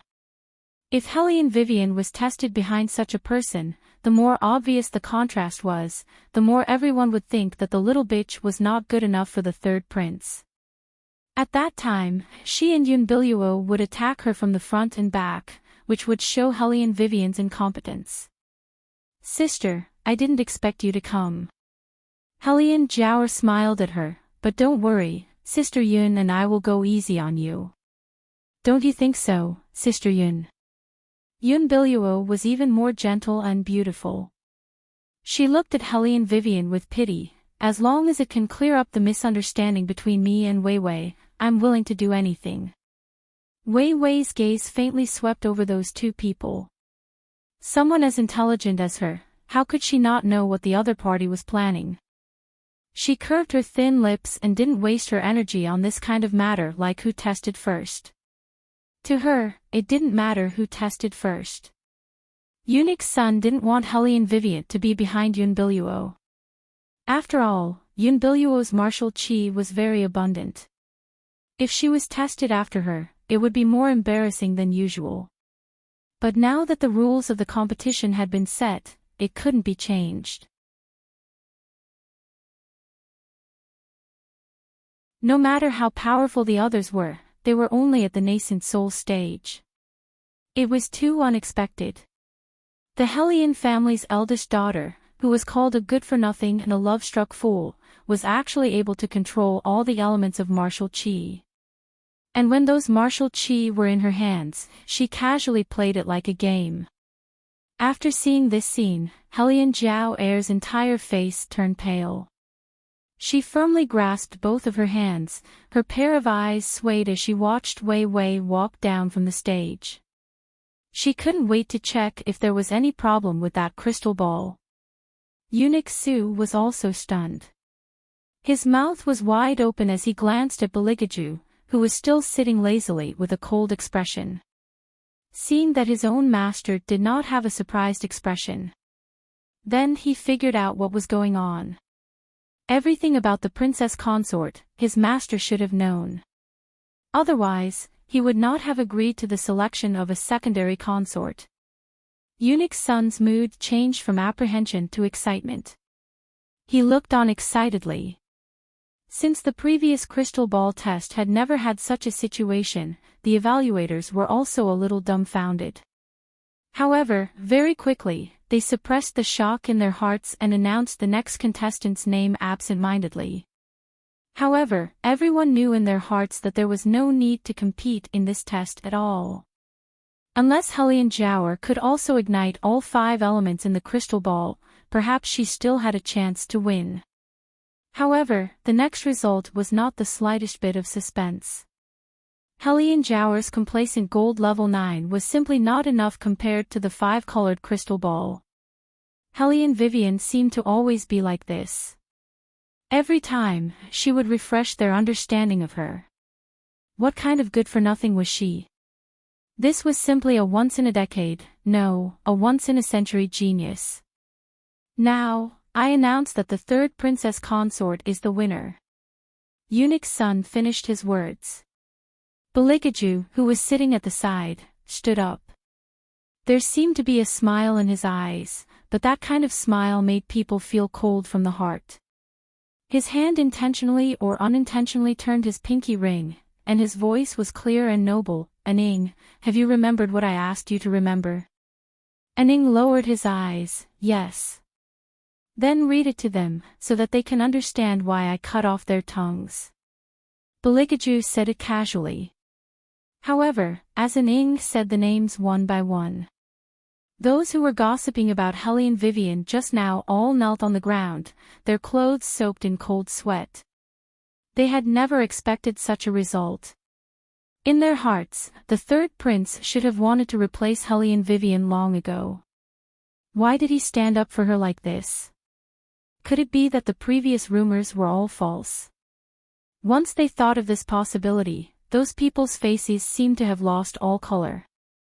They were so pale that it was frightening. Take her away. It was just 3 words, but it made people feel an unprecedented murderous intent. Yunbiluo's eyes were shaking as she watched this scene. Her hands were clenched subtly. When she faced the crowd's gaze, her eyes were a little red, but there was still a smile at the corner of her mouth, as if she was complaining about her grievances. The bystanders did not dare to criticize Hellion Vivien, but some of the ladies who were close to Yunbiluo still lowered their voices and whispered in her ear, "Sister Yun, don't be sad. No matter how strong you are, if your appearance is bad, it's useless." Chapter 424. This person was right. No matter how well one won in the cultivation test, as long as one's appearance was not good enough, everything else would be useless. Now, Helene Vivian's biggest weakness was her appearance. There was nothing wrong with her facial features. It was just that her face was too dark, and there were freckles on her face. It was really difficult for her to appear elegant. With such a face, how could she win against Yunbiluo, who was known as a gentle beauty? Sister Yun, you have to look at the bright side. Everyone knows that you're the winner of the appearance evaluation. There's no doubt that you'll win the next round, and some people will definitely be kicked out of the competition. The person spoke in a soft voice that no one else could hear, except for Yunbiluo's ears. However, Yunbiluo knew how to behave. She smiled gently. Other than me, there are many sisters who are great beauties, such as you, Sister Lan. Besides, she still did not know who was the first in the appearance test. Besides what? Yunbiluo coughed weakly, which made people feel more tender. Nothing, I just feel that no matter how beautiful I am, I can't get into His Highness's eyes. Sister Yun, don't say that. Since His Highness is here, it proves that he has you in his heart. Yunbiluo smiled through her tears. She looked so innocent, really. Of course it's true. The person glanced at Helene Vivian as she spoke. After the crystal ball test, there were only 5 people left. Helene Vivian, Yunbiluo, Helene Zhao, and so on. These 5 people would enter the next round of the appearance test. However, anyone with a discerning eye could see that if a swan was used as an analogy, then Helene Vivian would be the ugly duckling that was the most uncoordinated among the 5 people. However, she was standing in the first position. When people saw her, they only remembered her dark skin. They did not even pay much attention to her facial features. Everyone was impressed by the third prince's taste. He actually chose such an ugly Wu Yan as his consort. Even Lord Liao, who was in charge of the secondary consort selection this time, didn't understand. He turned his head and said loudly, "Now, the second round of the beauty competition begins. After the appearance competition, you can show your serial number and see if it is the same as the one you were appraising. Ladies, please step forward and stand according to the requirements." As soon as his voice fell, the 5 of them walked up to the high ring together. As the champion of the first round, Helene Vivian was placed in the first position without any suspense. Every beauty has a base score of 50 points. Points will be added from the base score of 50 points. The one with the highest score will be the winner. This time, 3 people will be eliminated. The remaining 2 will be based on the overall score. The winner will become the third prince's concubine. As Lord Liao spoke, he looked at the commoners and officials who were selected to grade at the last minute. These 10 people were personally selected by Eunuch Sun just now. They have nothing to do with the shortlisted beauties. Everything is based on their true feelings. There is no possibility of cheating. As usual, we will grade according to the ranking order. First, we will grade Miss Lan, who was ranked 5th in the previous round. In an instant, everyone set their eyes on Miss Lan. Her score was not bad, but it was far worse than Yunbiluo, who came later. The third was Helene Zhao. Helene Zhao's appearance was also very gentle. In addition to the temperament that she deliberately cultivated since young, it added a lot of points to her. Even so, she did not win against Yunbiluo. Every one of those people gave Yunbiluo a high score. The lowest score was 97 points, not to mention those who gave 100 points. The scene was in an uproar. Many people cheered for Yunbiluo's high score, as if the appearance competition was over. It didn't matter whether Helene Vivian's score was given or not. Because everyone who could see clearly knew that with Helene Vivian's looks, she could only be ranked last. Lord Liao coughed softly. Silence, silence. I asked the judges to give marks for Princess Consort's appearance. Helene Zhao smiled at this moment. It's finally coming. What a bitch. So what if she won the cultivation test? In the end, she would still be inferior to them. Serves her right. Hellion Jower finally felt a little better. She looked at Hellion Vivian with a gloating gaze. Yun Biluo's voice was soft. Wei Wei, why don't we not let them grade? I'm afraid it will hurt you. On the surface, this sentence sounded like it was for Hellion Vivian's good. In fact, it was implying that Hellion Vivian was the one who made a fool of herself. Sister Yun, just let sister grade. Since we've come this far, she should give it a try. Once she hears everyone's score, she won't have any regrets. Hellion Jower continued Yun Biluo's words hypocritically. However, Hellion Wei Wei merely glanced at her with a faint smile. Then, she said to Lord Liao calmly, before giving the score, I would like to wash my face so that the judges can take a good look before giving the score. Lord Liao was thinking that her face was naturally dark. What's the use of washing it? However, he ordered someone to bring a wooden basin filled with clean water. He didn't want to offend the third prince because of such a thing. Although he was on the side of the four influential families, he would try his best not to offend the third prince. However, he really didn't understand why the princess consort wanted to wash her face at this time. The rest of the people also didn't understand why Hellion Vivian suddenly made such a request. Even the second young master of the He family, who always understood her, frowned. He didn't know what was going on. Only the man in white, who was standing in the crowd, paused for a moment while stroking the little one. When he raised his eyes again, his ink-like gaze fell on Hellion Wei Wei, as if it was about to overflow with a faint light. Hellion Wei Wei stood there, not paying attention to the small commotion around her because of her request.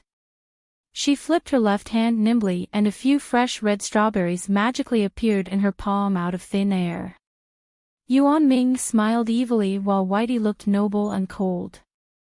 Both of them understood what Hellion Vivian was going to do. Naturally, there was a playful look in their eyes. She casually crushed the strawberry juice in the wooden basin where no one could see. Then, she gently scooped up the water with both hands and splashed it on her face little by little.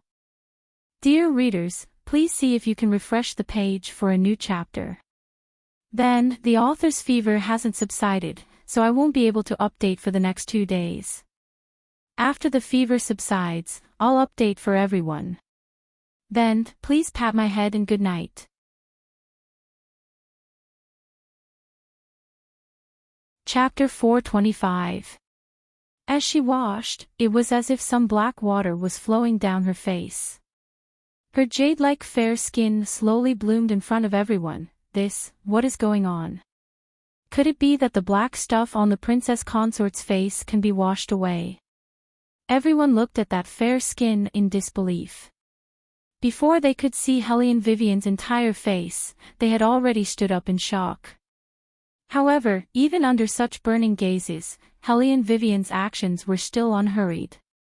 After she finished washing, she wiped her face with a white handkerchief. With a slight movement of her fingers, the umbrella embedded with black feathers appeared in her jade-like hands.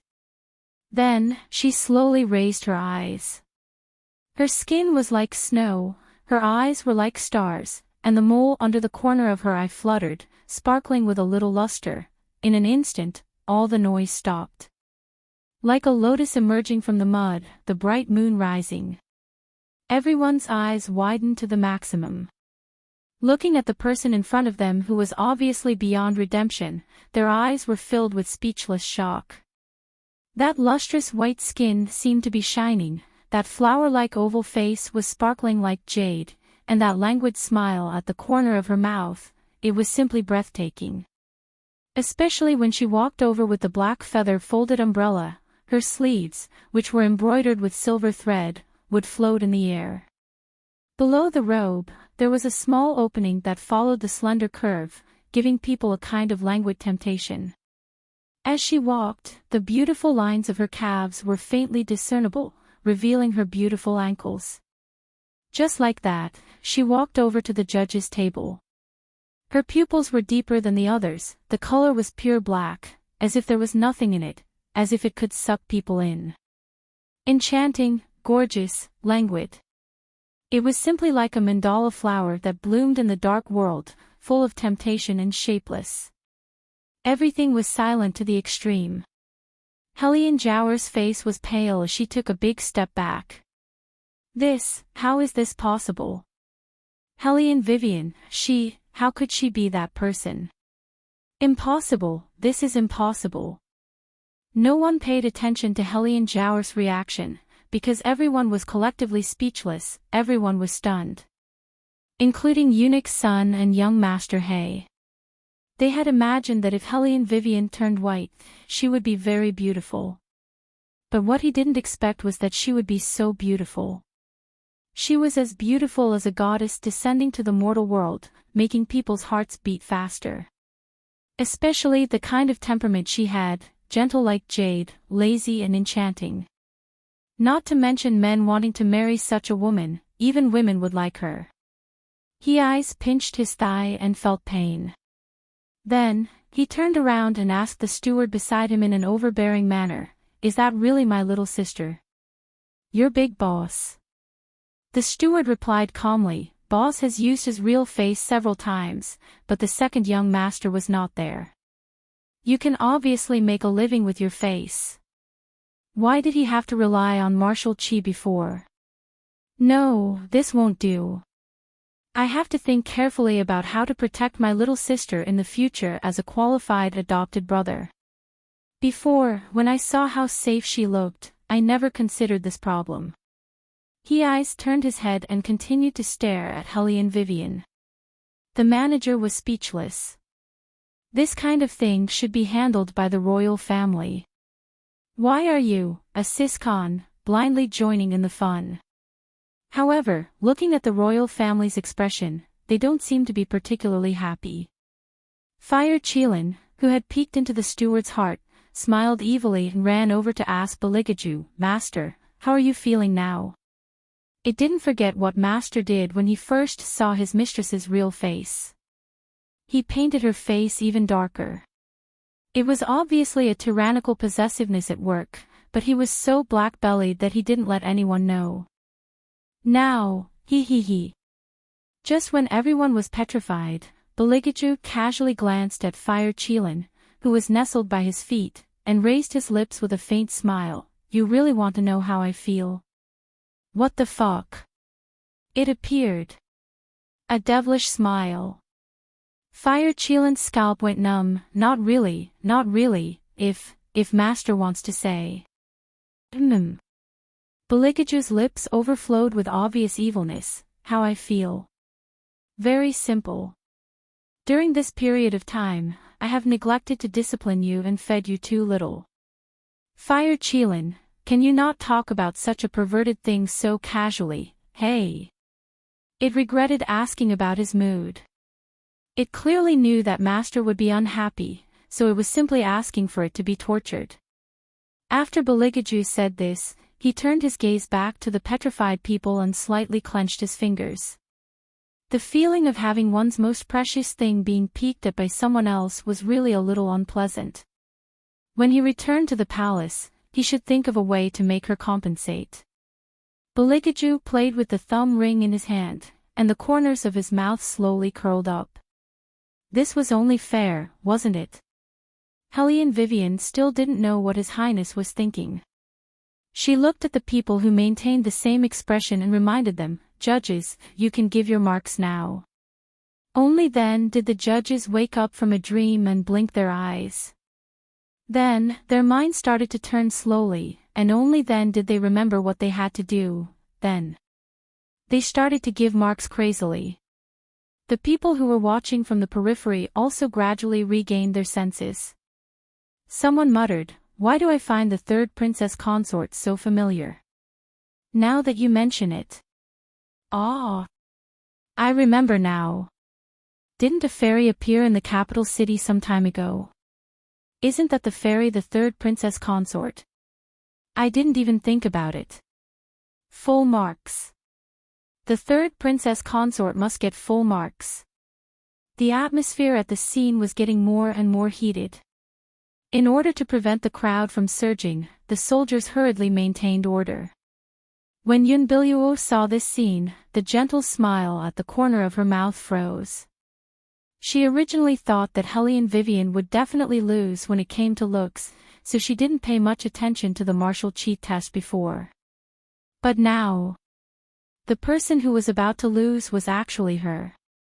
Deep in her heart, she didn't take Hellion Vivian seriously. It was all because of Hellion Vivian's face. In the end, she found out that this person had been pretending to be weak all along and had hidden a good hand of cards.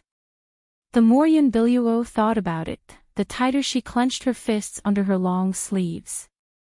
Her master had given her an order to successfully return to His Highness' side. If she lost today, how could she go back? Unless, right at this moment, a sudden burst of excitement interrupted Yun Biluo's thoughts. Oh my god, it's really 1,000 marks. Everyone gave the Princess Consort full marks, that's great. Ha ha ha, only a blind person can't see the beauty of the boss. Boss?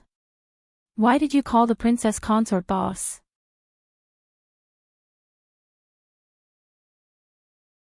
Previously, during the appearance appraisal, the result was clearly older sister Yun's first place. Why is it now? Princess Consort, I don't mean anything else. I just feel that it's probably because everyone's sense of beauty is different. Suddenly seeing older sister Yun lose, I feel somewhat puzzled. When Hellion Jiao Air heard this sentence, the dim light in her eyes brightened up again. How could she forget about the matter of appearance evaluation? However, Yun Biluo's expression became unnatural. She wanted to stop it, but it was too late. This was because Hellion Wei Wei had already opened her mouth. Her voice was flat, with a unique elegance.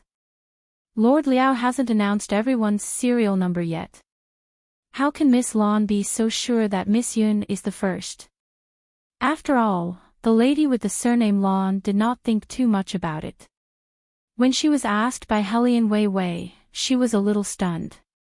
Of course, Hellion Jiao Air wouldn't let this matter go so easily.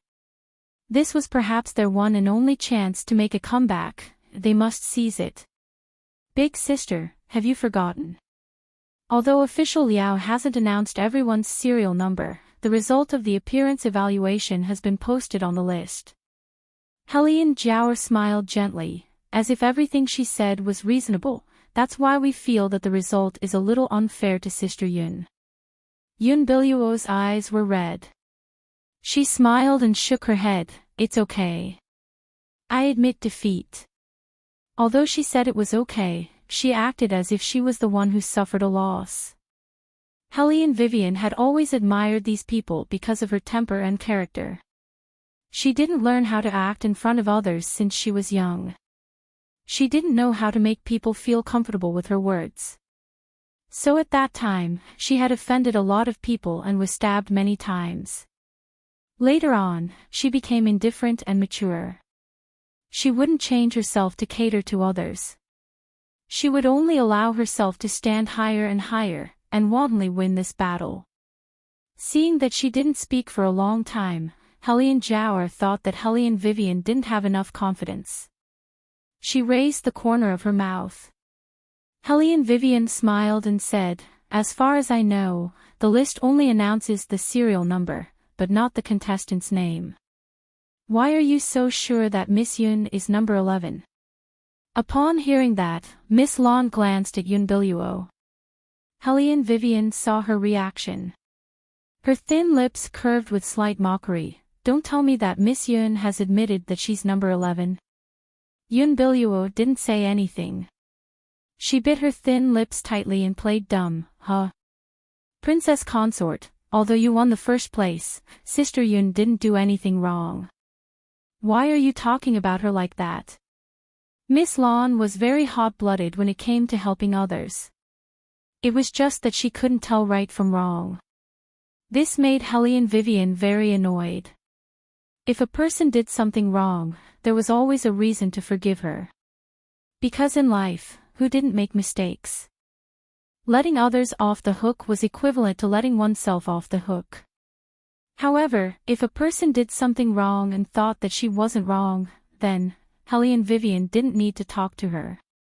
She should just kill her. Lord Liao, announce everyone's serial number.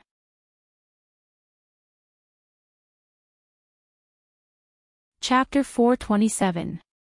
When Yun Biluo heard Hellion Vivian's words, she did not know why, but she felt a little uneasy in her heart. The official with the surname Liao also wanted to announce the results as soon as possible. However, he did not know what each person's corresponding serial number was. The answer was with the steward who was in charge of recording. This was because when these beauties entered the venue today, they would show their serial numbers before reporting their names. Therefore, he was not sure who was who. He only glanced at the steward.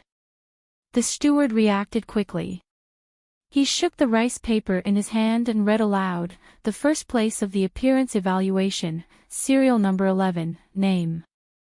Hellion Vivian. What? How could this be? Miss Lan looked at Yun Biluo subconsciously. Sister Yun, this. Yun Biluo suppressed her emotions deeply.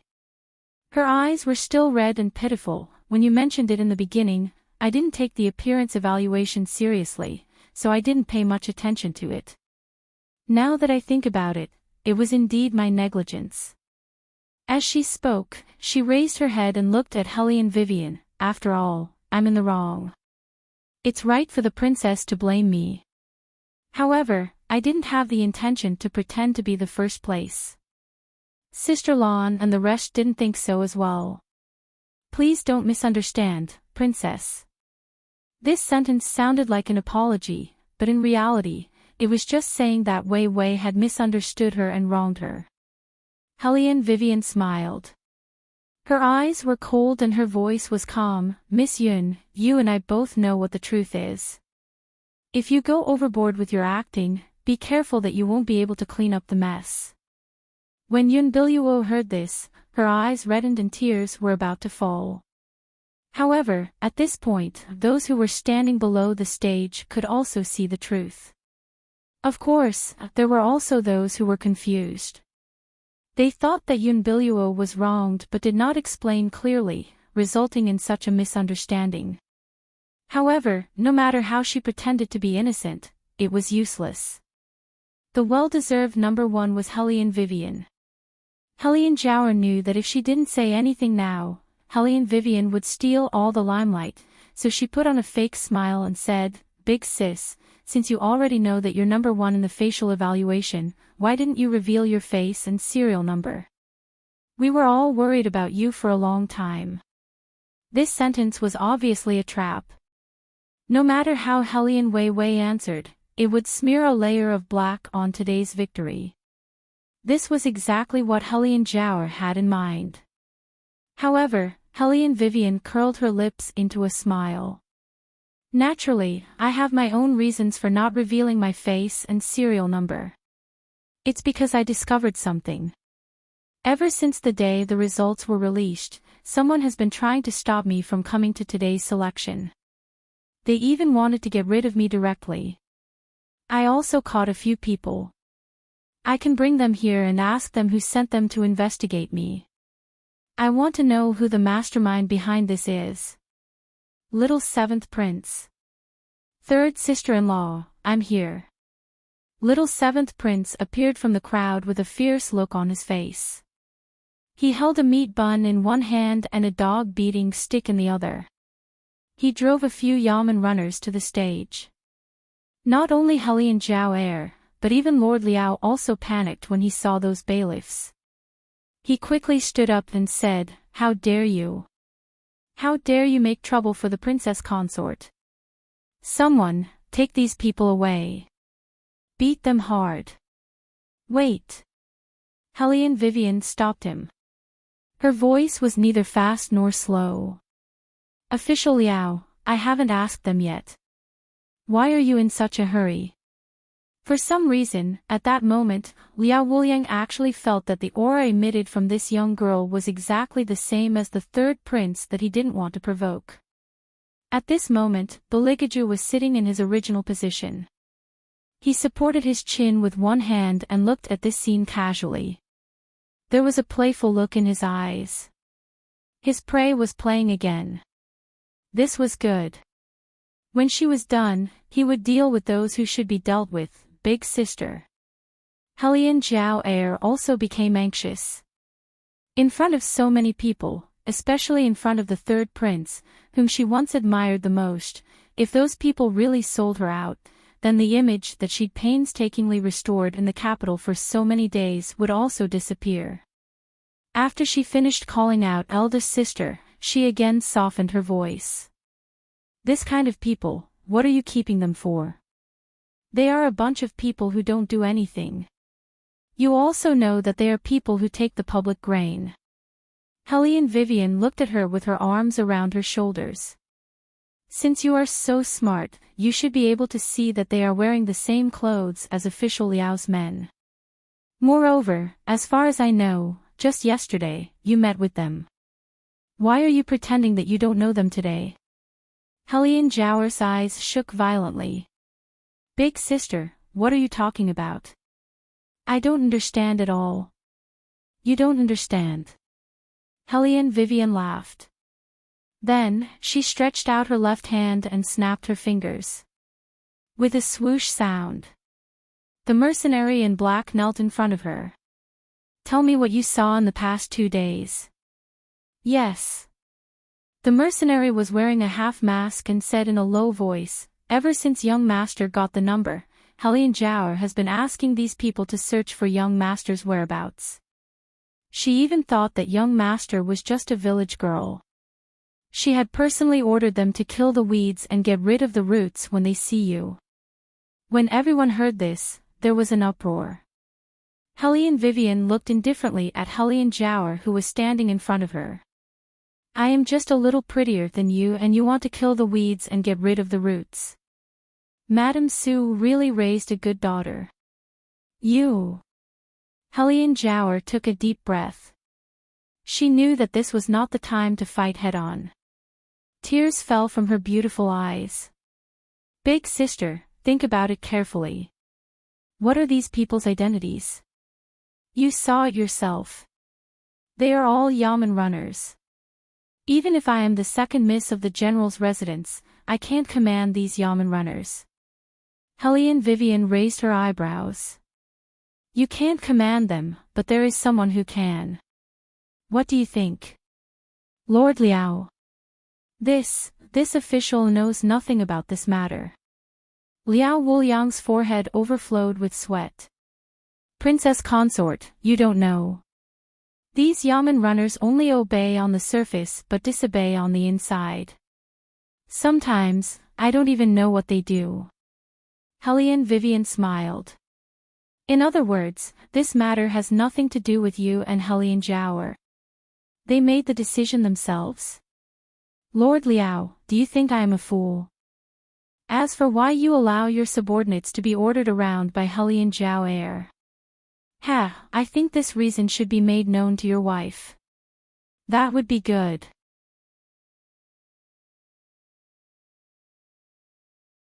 But the evil murderous aura that surged out from the man's eyes made him kneel on the ground in fear. Bang, bang, bang. He kowtowed. Your Highness, please spare me. This official didn't do it on purpose. This official didn't know that it would be the princess. As he said, he pointed at Helene Zhao, it's all her fault. She seduced this official. This official was just blinded by lust. Before Liao Wuliang could finish the word blinded, Helene Zhao tore at him, you disgusting old man, how dare you say that I seduced you? It was you who kept using your eyes to look at me. If it wasn't to get rid of others, do you think I would be nice to you? Helene Zhao had already started to shoot her mouth off to the point that even she herself didn't know what she was saying anymore. The current her didn't have the appearance of the capital's most talented girl from before. That exquisite face already lost its makeup, and her hair was disheveled like a living lunatic. Bailey Jiaju's tall and slender figure stood there, the cloak on his body fluttering in the wind. His posture was calm and elegant, his eyes slowly swept over the man and woman who were about to twist into a ball. His voice was cold as he issued an order. Take all of them away and kill them. Kill. Kill. After hearing these two words, not only Helian Zhao and Liao Wuliang stopped, but even Madame Liao stopped crying. She wiped the tears from the corner of her eyes and crawled toward Beligaju. Your Highness, although my husband is also at fault, he didn't know that it was the princess. If he knew, he definitely wouldn't dare to do this. The one who really wants to hurt the princess is that little bitch. My husband was just framed by her. You mean to say that a beauty who is not the princess can be framed at will? Beligaju glanced at the corner of his clothes that was touched by Madame Liao. His long eyebrows frowned, and the temperature in his eyes became a few degrees colder. Take them away and kill them. Madame Liao was stunned and fell to the ground. She watched Liao Wuliang and that little bitch Helian Zhao being dragged away together. She was completely dumbfounded. Helian Zhao tossed her limbs and shouted at the top of her voice, I want to see my mother, I want to see my grandfather. Your Highness, you can't kill me like this. You will regret it. Don't forget, I am the reincarnation of the Phoenix Girl. If I die, the War Dragon Empire will be destroyed. Do you want to be the heir of a destroyed empire? Probably because Helian Zhao's voice was too loud, the shadow guards subconsciously stopped their actions and looked at His Highness. Beligaju slowly brushed his outer clothes, his tone was neither fast nor slow. He slightly raised his eyes, as if he was born with indifference. It was an indifference that looked down on all living beings. With a cold voice, it only said one word, kill. Everyone also felt that Helian Zhao should be killed. Such a woman is the reincarnation of the Phoenix Girl. That's not enough to make them feel ashamed. Madame Liao didn't want her husband to die. Seeing that Beligaju's side didn't work, she crawled to Helian Vivian's side. Princess, you are a reasonable person, my husband just couldn't control himself.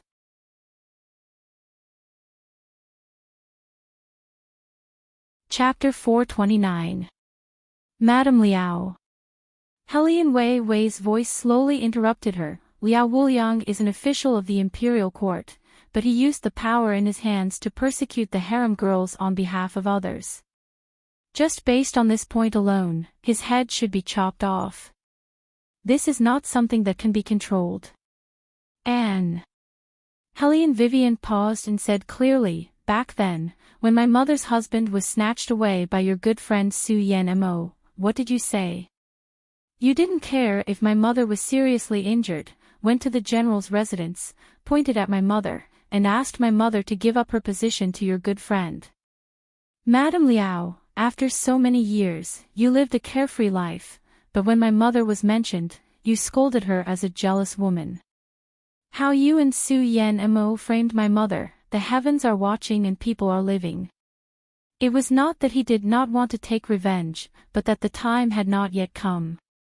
Now, your retribution is here, so take it well. Otherwise, how can you be worthy of the gift I gave you? Madame Liao's expression became worse as she listened, as if she was angry and embarrassed. Her chest churned, and blood overflowed from the corner of her mouth. Only now did she understand that the reason why Helian Wei Wei did this was merely for revenge. She wanted to deal with them the same way they treated her mother. Retribution. All of this was really retribution. Madame Liao fell heavily to the ground, and no longer said anything. As if she had lost her mind, she stared blankly at a point in the distance, crying and laughing at the same time. Eunuch Sun directly asked someone to send her back to the Liao residence, so that His Highness and the princess would not see her. After such a scene, everyone was shocked. Not only because of Helian Vivian's appearance and talent.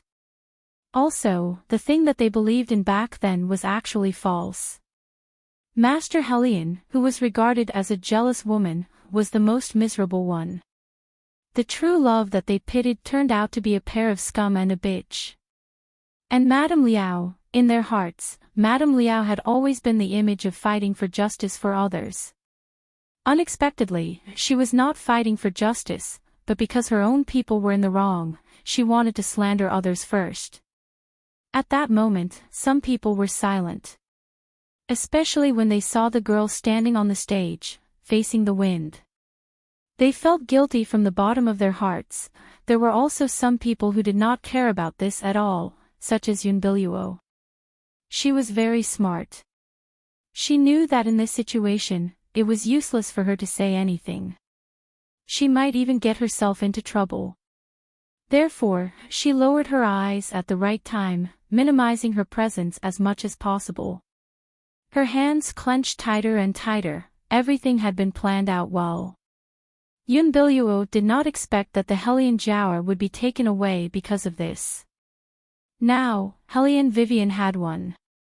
She didn't even have the chance to be a concubine anymore, I declare. The winner this time is the third princess consort, Hellion Vivian. Eunuch's son shouted excitedly. In other words, His Highness didn't need to have a secondary consort.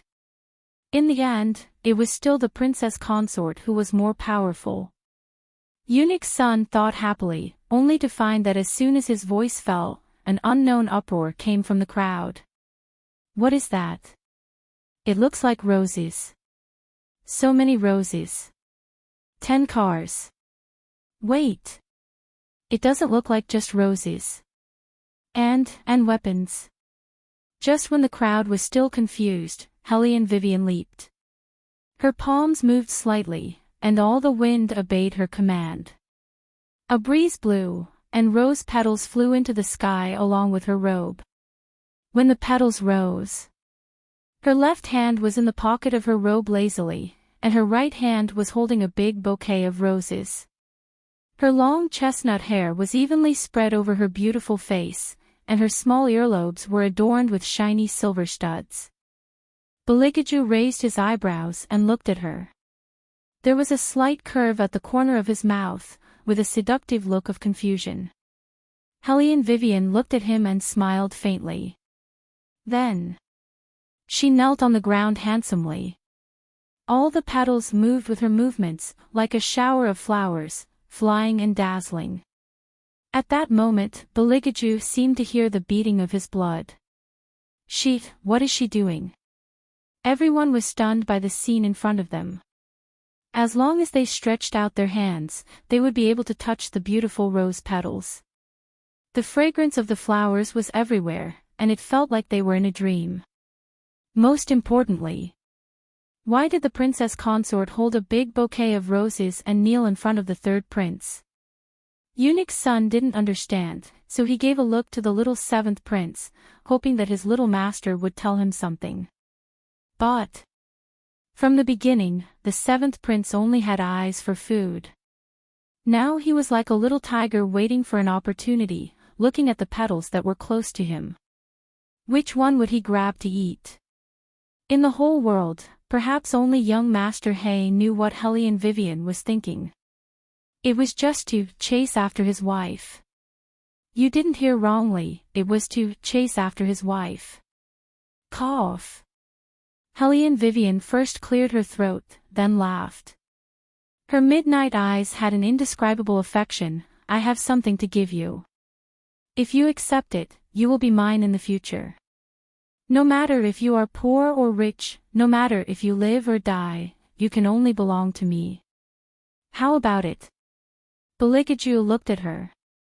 His originally cold eyes gradually became as clear as spring water, as pure and innocent as an angel. He didn't say yes or no. At this time, Heizei couldn't hold back anymore. When he heard Hellion Vivian finally ask, he hurriedly shouted, "Accept her. Accept her." He didn't know if it was because he shouted this sentence. Even more blessings rang out from all directions. Beligaju's lips curled up, and his eyes had a meaningful black-bellied look. All right, I will let you monopolize me. Tonight, I will let you monopolize me. I knew that the proposal was definitely a killer move to chase after his wife. Helene Vivian smiled as she took out a small black suede box from her pocket and opened it, revealing two thin white gold rings. The rings weren't inlaid with any jewels. There was only a twisted wave in the middle, one to the left and one to the right. When the two overlapped, it just happened to be a small white gold heart. She was just about to put it on Beligaju when he picked her up. Her long black hair fell vertically along with the cloak, sweeping across the cold stairs and expensive carpet. In an instant, discussions and exclamations sounded like a tide, covering all the prosperity in this world. Because they simply couldn't believe what they saw. That godlike existence of a man. Their most noble and indifferent royal family actually took the initiative to carry a woman. Helene Vivian naturally felt these burning gazes. She helplessly buried her head in the man's fragrant chest.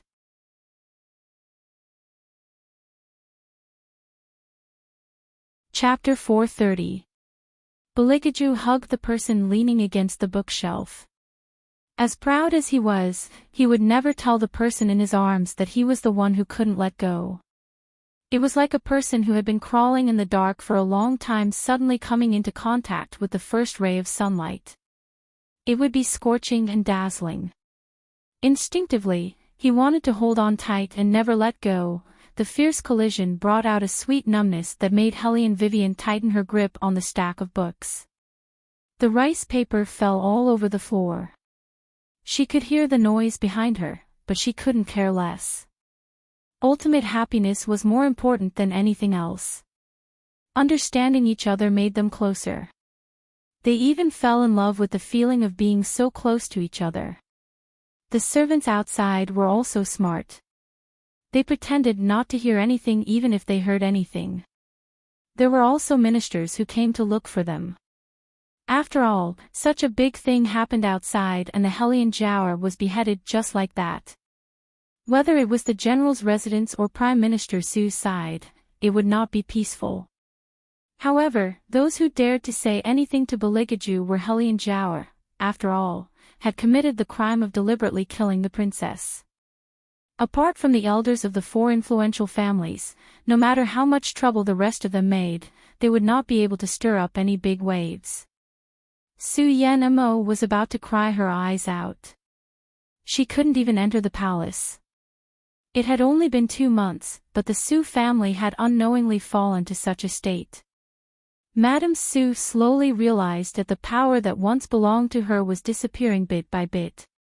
She originally thought that she didn't have to care about Helene Vivian at all.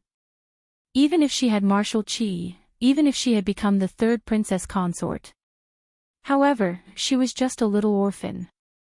How could she fight against monstrous power? She didn't expect that she would be so steady. First, she cut off her source of income in Jiangnan.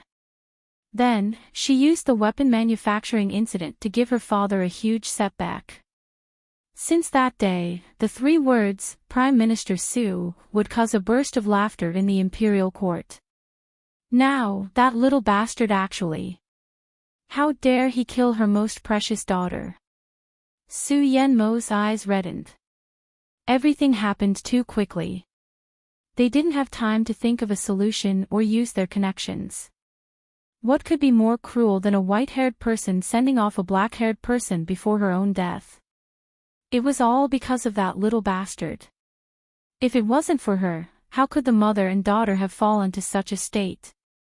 One died in the Yellow Springs, while the other lost his reputation. She must make that little bastard pay the price. Didn't she want to come back? She just wouldn't let her have her way. Suen, go and make the arrangements. Use all the connections you have with my father. I want to know the current general of the Hidden Army. No matter how much money you have to spend, find him for me. Yes. Also, go to the elders of the various clans and ask them if there should be an explanation for the death of the Phoenix girl. Yes. After you're done with this, go to the stewards of the Hellion family and make sure that they stand on Master's side during the clan meeting. I want to see with my own eyes that little bastard get chased out of this house like a stray dog. Yes, madam. After Suan left, Su Yenmo's entire face was twisted with hatred. Now, she didn't want anything else but to let Hellion Vivian have a taste of what it means to lose. It was night and the fog was thick. In the bustling long alley, the people were gradually disappearing, leaving only a tall and straight shadow. That person was wearing a white robe and behind him was a little person carrying a gourd. Master. The little person couldn't help but raise his head to look at his expression. He then reached out and touched his finger. It was so cold. The little person couldn't help but worry. Master, let's go back. His master had been standing here for a whole day. If he continued to stand there, his body wouldn't be able to take it. The man coughed softly. His ink-like eyes looked like they could overflow with water, gentle and clean. Did you see that just now? Cough, she was proposing to him. Master. The little person hurriedly said, Master, you said before that she hasn't fully awakened yet. Wait until the day she really wakes up, she'll recognize you. The man laughed softly and reached out to support his forehead. A storm swept in from behind him. The dark clouds were mixed with too much resentment. Go, think of a way to wake her up. Yes, master. Scarlet eyes filled every corner of the street. That kind of evil and gloomy foreordained that there would be no peace in the future. Hellion Wei Wei woke up from a nightmare. She absent-mindedly looked at the person lying beside her.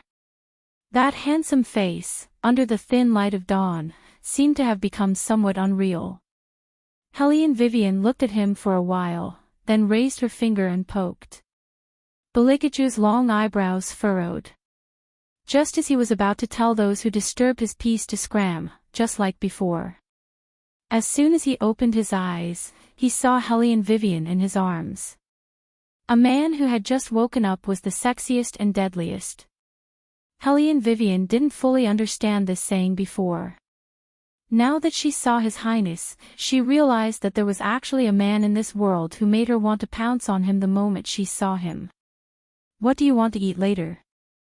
Belikaju moved her finger over and kissed it. Hellion Vivian began to think about this question seriously. In the end, she gave Belikaju a difficult question. I want to eat tiramisu. What's that? Belikaju raised his eyebrows. He had never heard of it before. Hellion Vivian licked her thin lips and explained, it's a kind of cake. When it enters the mouth, it's soft, sweet, and a little bitter. I want to eat it. Soft, sweet, and a little astringent. Bailey Jia Ju looked at her. Suddenly, he leaned over and kissed her lips. This? Hellion Vivian smiled and kissed him back. No, but I don't think you can buy it here. Let's eat apricot cake. It's the same. Okay. Belikaju agreed, but he didn't think so in his heart. Hellion Vivian's words let him know what the place she used to live was like. There was a snack called tiramisu, but there was no such thing here. Belikaju's eyes darkened, and he tightened his grip on her. Hellion Vivian took a bite of the apricot cake and looked at him with puffed cheeks. What's wrong? Nothing. Belikaju knew that she was starving, and the two of them didn't leave the bed. The snack box was at hand, and there were many snacks in it. He wiped the crumbs from the corner of her mouth. When she was eating, she didn't forget to feed him a bite and said, this one is more delicious. Basically, he ate whatever she gave him. When Eunuch's son saw this, he was amazed in his heart. His Highness didn't like to eat at the same table with others since he was young. When he grew up, which one of them didn't use the most luxurious things? Now, he was not picky about food, was easy to serve, and was cured of his misophobia. It should be celebrated by the whole country. But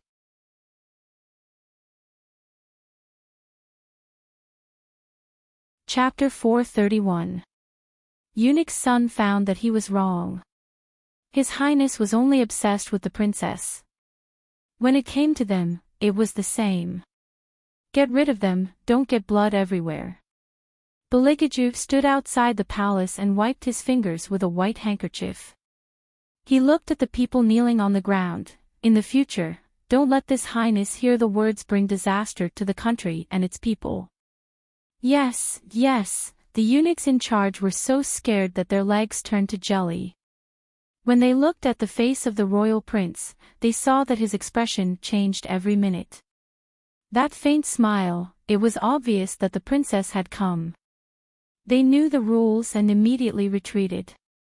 Helene Vivian's mouth twitched. Was she that ugly? When they saw her, it was like they had seen a ghost. She had clearly recovered her appearance. What's the matter with these eunuchs? Helene Vivian asked a certain highness who was standing on the side. Beligaju pulled her over and said in a calm voice, "They're probably in a hurry to go back and eat." Helene Wei. Please, this lie of yours is too obvious, okay? Bailey Jia Ju smiled and kissed Helene Wei's forehead as she squinted her eyes. He laughed softly and said, "I'll carry you inside. I'm sure you'll like the lunch I made today." Helene Vivian was a person who knew how to enjoy life. She was a bit tired after staying up so late yesterday. Plus, there was nothing to do in the palace. When she read novels, it always mentioned that there were all kinds of chaos in the palace, all kinds of battles, all kinds of fights, and all kinds of disturbances. She wanted to show off her domineering aura at the right time and move a certain someone. Unexpectedly, the palace was as peaceful as the villa she used to live in. She basically didn't have to do anything every day. She only needed to enjoy life. Every day, she would play with her martial arts and pistols, tease eunuch's son, and watch Xiao Qi do a hip dance. There was no better life than this. Of course, there were always those who didn't know better. Helene Vivian looked at the paper in her hand and her thin lips curled up. Since these two want to get close to the hidden army so badly, let's give them some benefits, yes. The man in black lowered his eyes. Helene Vivian waved her hand and dismissed him. When she looked up again, Beligaju had just finished washing his hands. His Highness had to wash his hands countless times a day. Thanks to his habit, she was free to do something else. Otherwise, apart from eating, he would only be sleeping.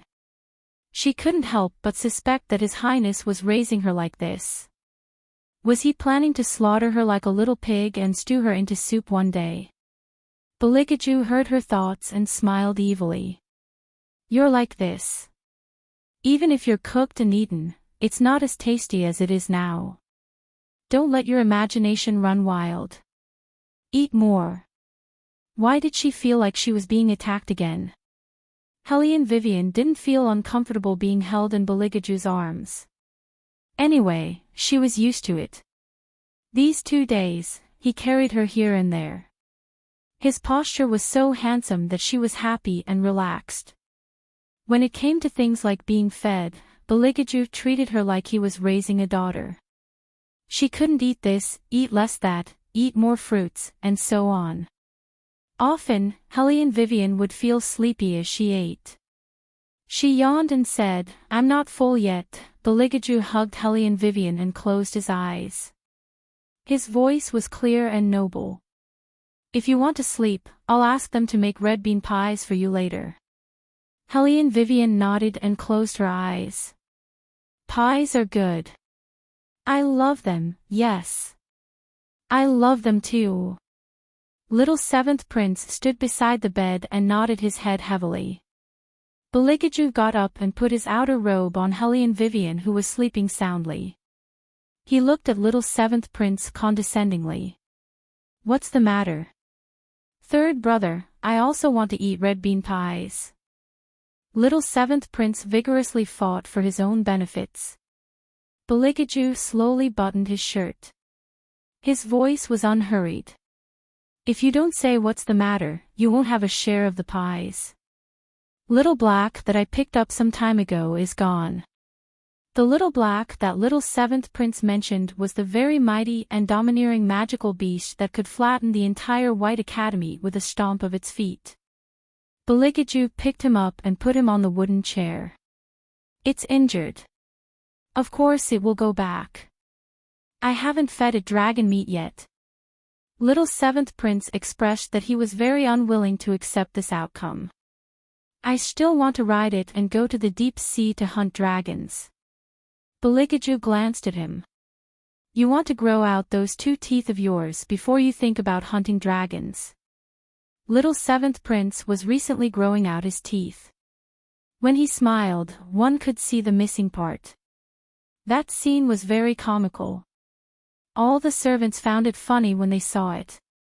But no one dared to mention it. Really? No one dared to mention it. They were afraid that this little tiger would directly bite them if it was unhappy. Don't look at how seventh prince was soft and cute in front of Master and Princess Consort. But usually, he was just a little poker face. He was even harder to deal with than Master. Of course, in fact, if he really made seventh prince unhappy, he could completely use delicious food to deal with him. But to say the matter of his missing teeth so straightforwardly like now, they didn't know if seventh prince could bear it. Eunuch's son looked at his little master with pity in his eyes. He really couldn't bear it and came up to coax him. Seventh prince, why don't you go with this servant to the imperial kitchen to see if the fish you caught this morning is ready? Haven't you always wanted to eat fish? Little seventh prince looked up at the sky sadly. After thinking carefully, he said expressionlessly, all right, that's the only way. He couldn't beat third brother. Then let's go, seventh prince. Eunuch's son stretched out a hand. Little seventh prince also stretched out his hand and held his hand. Then, with a domineering and serious face, he said, Eunuch's son, tell me, if I don't have this tooth, will it affect my handsomeness? Will it? Eunuch's son lowered his eyes and looked at the little incisors that were leaking air when he spoke. He desperately held back his laughter and coughed twice before saying, it won't affect. You have good taste. Little seventh prince heard the answer he wanted to hear and returned to his usual noble poker face. Wherever he went, no one dared to provoke him. On the other hand, Hellion Vivian was a little restless. The scene in the dream was getting clearer and clearer. She felt more and more resentment. That person really wanted to come back. But it didn't seem that she would give up her body when she came back. If it was in the past, Hellion Wei Wei would definitely return this body to him. But now, she had her own reasons for not wanting to leave. She didn't know if she would meet such a person again. He looked cold and heartless, but doted on her to the bone.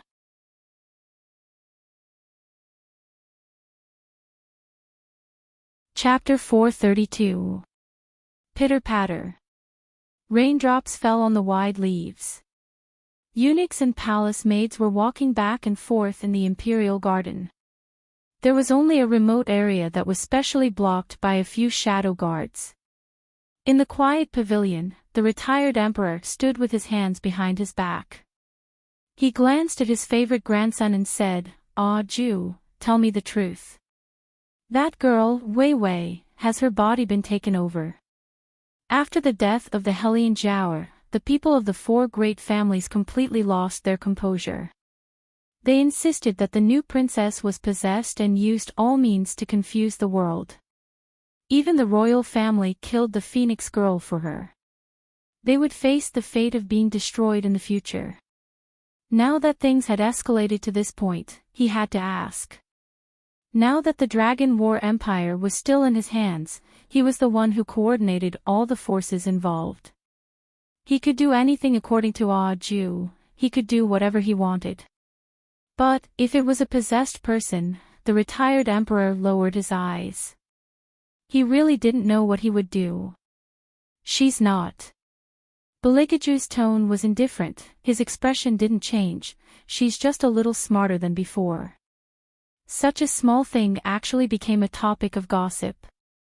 The retired emperor smiled. That girl is not just a little smarter. If she's really the one who possessed the body, her main target should be the royal family, not the remnants of the Sioux family. Beligaju shook the teacup in his hand. The silver ring on his ring finger made his hands look even more noble. If she didn't marry me, no one would say that about her. When the retired emperor heard this, he couldn't bear it and sighed. You're the prince of the Dragon War Empire. So many eyes are watching you. It's normal for someone to take advantage of the slightest mistake and make an issue of it. Speaking of this, the retired emperor paused and said, if Wei Wei is really possessed, what are you going to do? What else can I do? Of course, I can't let her go easily. When Beligaju said this, he held the teacup and took a sip of the water inside. His eyes were so deep that no one could see any thoughts. The person waiting at the side heard this and frowned. The retired emperor patted him on the shoulder. A little girl, if she is a little too powerful, it will make people suspicious, especially when she has such a stepmother. Don't worry, grandfather will suppress this matter, but at the same time, you should be careful. Bailey Jia Ju's voice was faint as he replied. After that, the two of them talked about something else. Third brother said that. The fifth prince, who was only a few years younger than Beligaju, laughed coldly. He is indeed a heartless person. Thanks to Hellion Vivian and Beligaju, he had been having a hard time recently. His mother was banished to the cold palace and was never allowed to leave. Her uncle was also killed for plotting a rebellion. Now, the entire Murong mansion was filled with white slips of paper. He, the fifth prince, was truly a good-for-nothing. Think of his glorious days in the past, and look at him now. The fifth prince clenched his fists and looked at the woman behind him. Miss Yun, please give me an idea. A woman dressed in shadow slowly walked out, but her face was covered by gauze. Her voice was soft as she lowered her eyes and asked the eunuch, did the third prince say that we can't let him off lightly? Yes, His Highness also said that the imperial palace will definitely not tolerate a person who is possessed. The servant lowered his head even more. It sounds like he doesn't take the princess consort seriously. The fifth prince was not satisfied. If that's the case, how am I going to deal with him? Calm down, Your Highness. Yun Biluo laughed softly. The royal family doesn't take Hellion Vivian seriously, haha. I wonder how Hellion Vivian will feel when she hears this. The fifth prince was suddenly enlightened. You're thinking of. Ha ha ha, great. What a brilliant plan. Eunuchly, write down the conversation you overheard and send it to my heartless and lazy third sister-in-law. Let's see how they'll fight against each other. Yes. Eunuchly bowed and left. Before he left, he glanced at Yun Biluo again. Logically speaking, Yun Biluo was called back by the Empress to help them drive a wedge between the retired emperor and the royal family. Now that the Empress had lost her power, Yun Biluo did not kick her when she was down. Instead, she helped the little master to deal with that person. However, he still felt that he could not figure it out. What could he do even if he could not figure it out?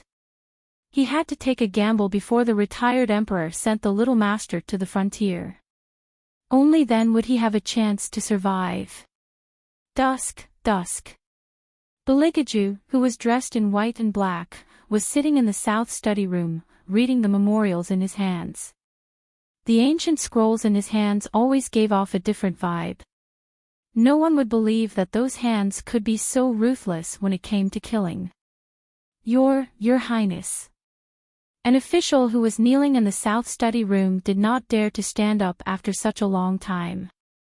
The brush in Beligaju's hand paused. When he saw the silver ring on his ring finger, his eyes softened a little. You may leave. Don't do this again. Leave, leave. The official could not believe what he heard. He swallowed hard. Happiness came too suddenly. He was not ready yet. What should he do? Beligaju thought for a while and said, "Forget it. You don't have to leave." The official was speechless. "No. I beg of you, Your Highness. I'd better leave." Although happiness came too suddenly, it was better than no happiness at all. "I heard that you have many concubines," Beligaju continued in a flat tone. The official straightened his neck and shouted, "That's just a rumor." Beligaju put down the brush in his hand and raised his long and narrow phoenix eyes. The official immediately became honest. He put his fingers together and said, In fact, it's not too many. Just a dozen. It's over. His Highness would not directly confiscate his house because of this matter, right? If His Highness insisted on doing so, he would die in front of him. How do you usually coax them? What? The official felt that there was something wrong with his ears. Trembling, he raised his head in shock. After confirming that it was his master who was asking, he tentatively replied, How do I coax them? What can make those women happy?" Beligaju's voice was very light. His long eyebrows slightly wrinkled. The official was stunned. His Highness was seriously asking him now. "Your Highness, you don't have to do anything. Just stand there and show your face. They will faint." He had never been so honest before. Beligaju rubbed the side of his face with his fingers and smiled evilly. "She really likes this face of mine. The most handsome man in the world, who doesn't like him?" The official looked at his master and then looked at his fat body. He suddenly felt sad. He always felt that the heavens were unfair. Besides the face.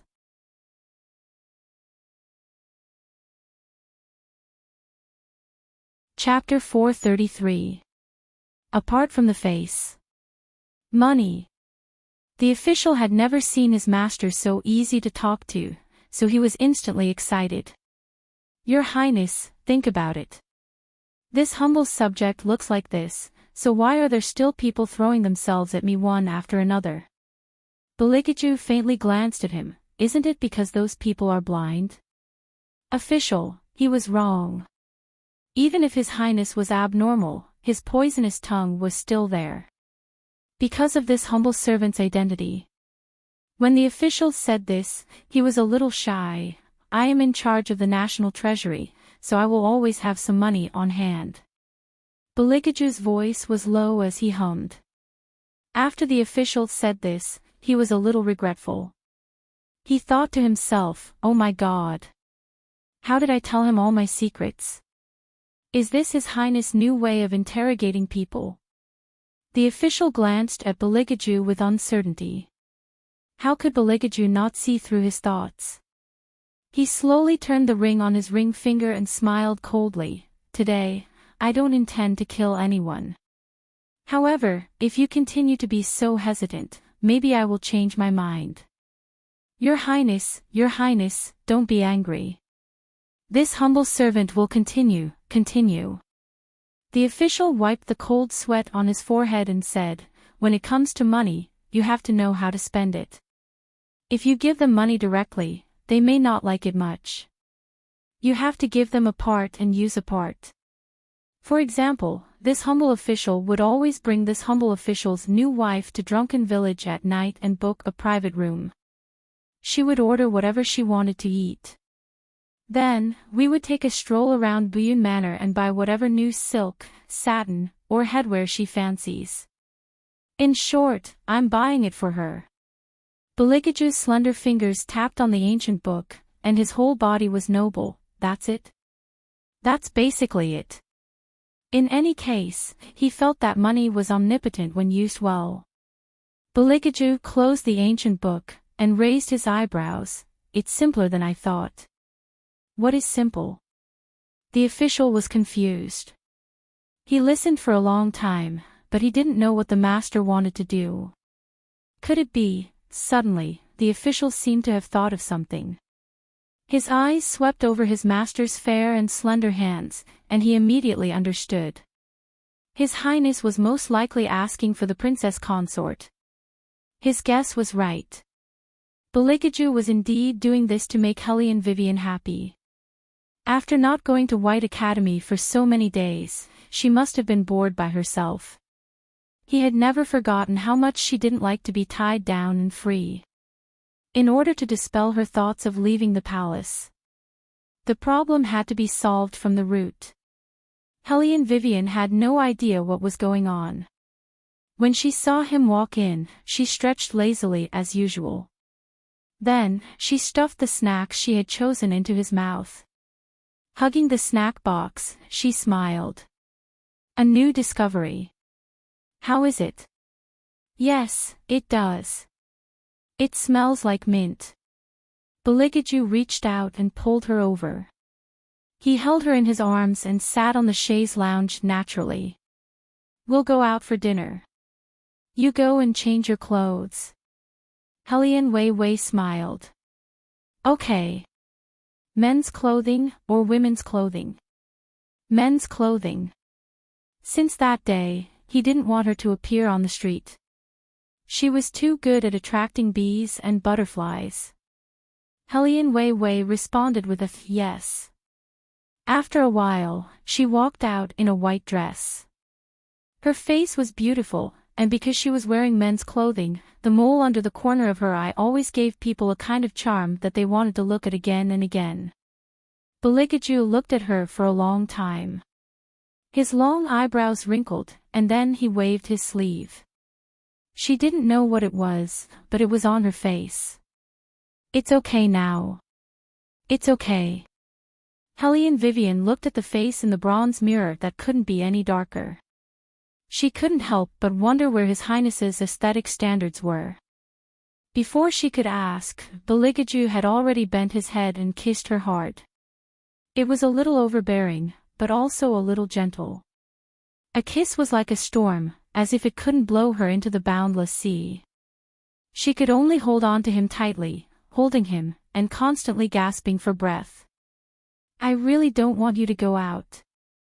The man's voice was low and hoarse, sexy and gentle. It was so pleasant to hear that it made people's hearts tremble. They couldn't help but want to agree to all of his requests. Hellion Vivian's face was crimson red. Her red lips were moist, and her eyes were full of moisture. It was even more seductive. Then I won't go out. Forget it, it's all arranged. Beligaju held her waist and couldn't help but bite her ear. Let's go. Hellion Vivian was very suspicious. If it wasn't arranged, how would His Highness torment her? Just thinking about it made Hellion Vivian feel like she had touched a taboo box. She directly buried her face in his arms. Smelling the man's pleasant scent, she comfortably closed her eyes. Beligaju carried her into the carriage like this. The two of them sat together. Their fingers were interlocked, and the light emitted by the rings gave people an indescribable feeling of intimacy. The two of them used aliases. They just came out to play for a day. He waved his sleeves and ordered all the eunuchs and guards in the palace to leave, leaving only the shadow guards who came and went without a trace. Just like that, they casually walked on the street. Both of their figures were very good-looking. Even if their appearances were disguised, their innate temperaments still made many people subconsciously look back a few times. Hellion Vivian bought a roasted sweet potato. After opening it, she divided it into half for Beligaju. It was very sweet and hot in her mouth. Don't get it everywhere. The royal family was always responsible for wiping hands. Hellion Vivian wanted to tell him that eating roasted sweet potatoes had to be fast and accurate. But when she looked back at His Highness's table manners, she was conquered in a minute. After all, it was rare to see people who ate roasted sweet potatoes and made it into a beautiful movie promotional video. Her hands were dirty from eating, but only his fingertips were a little dirty. His table manners were very good. After Beligaju finished his roasted sweet potato, he wiped his hands with a handkerchief. It's getting late. Let's go to Zuexiang restaurant. There's something you like to eat there. And, after eating, we'll pack a portion of spiced beef for Xiao Qi. Hellion Vivian grabbed his hand and went upstairs. It was a top-notch private room, and every part of it was luxurious. Even if it was a private visit, the royal family couldn't change their preference for peace and quiet. Before the dishes were served, Zuexiang restaurant would first serve some melon seeds and peanuts. Hellion Vivian held the box of melon seeds and ate them very obediently. Beligaju sat next to her. Like before, his arm was on the back of her chair. He said slowly, "I'll eat too." And Hellion Vivian gave him a handful of melon seeds. Beligaju didn't take it. His body was still leaning back. His fingers stroked her long hair unhurriedly. "I thought this kind of thing should be served by Madam."